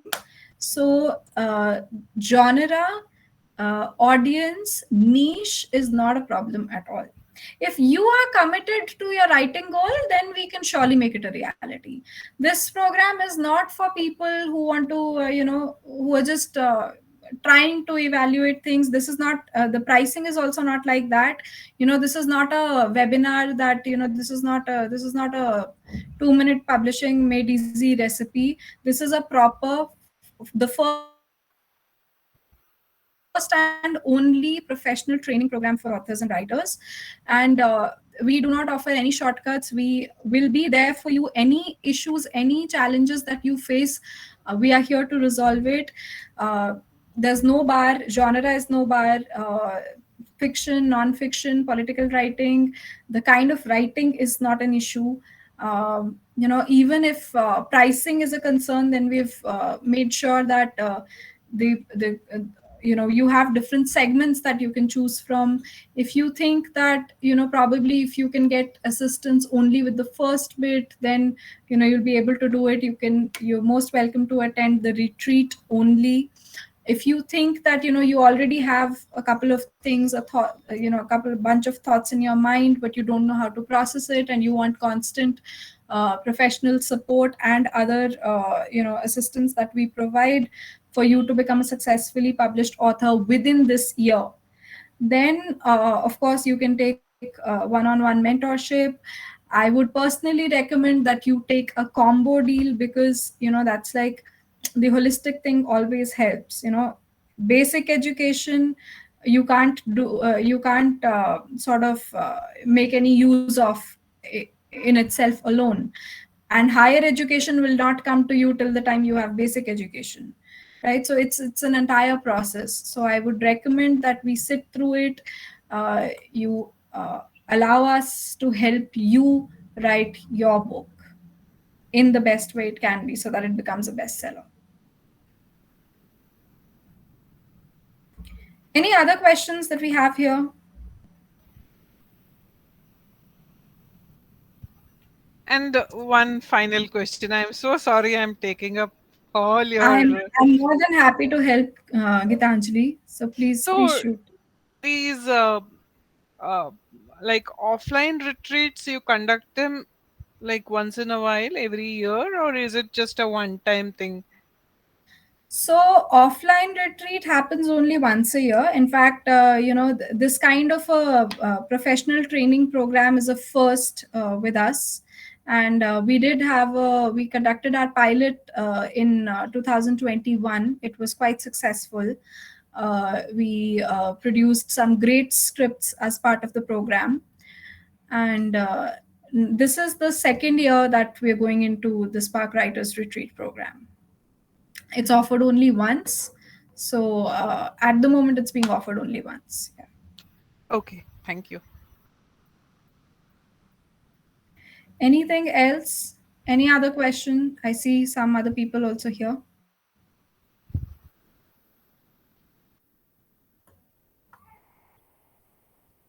Anybody else? Any other questions? Great. Thank you so much, guys, for joining us today. I'm sorry I took up a lot of time. I was entitled to take just 1 year, just 1 hour of your time. But thanks for being with us. Thank you so much. Have a great day. Hope this session was informative. Thank you so much. It was awesome. Thank you. Thank you. Thank you.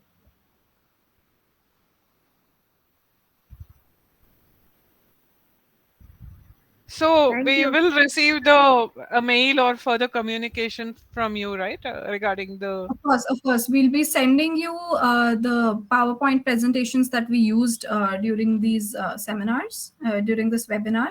So you'll have access to that. You can also always go on to sparkwritersretreat.com. That's our website.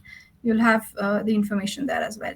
And if you find it difficult to navigate, then you can reach out to us directly, either through the website, or you can just go on to the forms that we've sent. You can reply to the email also that you had received. Oh, I connected via LinkedIn actually. Oh, okay. No problem, no worries. What we'll do is we have your email ID, so we'll share it with you. Okay, great. Thank you. Perfect, perfect. Actually, someone is leaving a text. Sorry, Someone is leaving a text in the message box. Ananta, do you have a query? So for students, we have special discounts, Ananta. I think we've spoken to you about it. For students, we have special discounts that we're running right now. We'll be emailing this PowerPoint presentation to you. You can choose from a category that appeals most to you, and you can, if you like it, you can definitely refer it to your friends and all as well, and be part of the retreat. Everything is okay, genre, like I said, is not a problem. So if you write poetry, whether you write prose, poetry, novella, whatever format you write in, it's absolutely fine. I hope I've addressed your query. Yes, we can help you publish your poems. So I think I've addressed it. Average amount, I think the pricing policy will be made available to you. If you've seen our website, it's available there as well. So we'll anyway share it with you again, Ananta. Any other questions?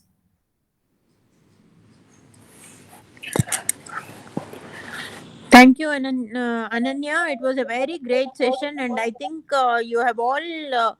I mean, Ananya has given a very great session, the complete insight of how to write a book, and we are giving great discount also. Those who want to sign today, we will give a discount of 20,000 straight away, and even 75,000 will be offered at a price of 55,000 if you sign in today. For students who want to opt only for the retreat, we are giving at a special price of 5,000 only for the retreat, 4 days. Okay, and I would suggest all of you to leave your emails on the chat box so that we'll get back to you on this.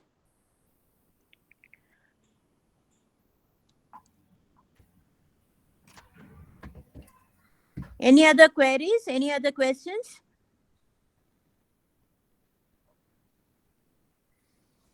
Thank you so much, Sahana. Thank you everyone for joining in. Thanks a lot. Thank And you. do make it a point to attend the other webinars as well. Yeah, I will. Thanks. Take care. Bye bye. Good day. Thank you. Bye. So almost every alternate day we have a webinar. Please make it a point to join us, and even if you have any further queries, you can ask it in the next session also. Thank you very much for the all the participants for hearing to Ananya. Ananya is our chief mentor, and she has worked with big publishing houses. Like she has got a lot of experience, and all our mentors here have worked through all the genres. So it will be very helpful to you all to create your dream book of yours. Awesome. Thank you, Sahana. Thank you, Gitanjali. Bye bye. Take care. Bye.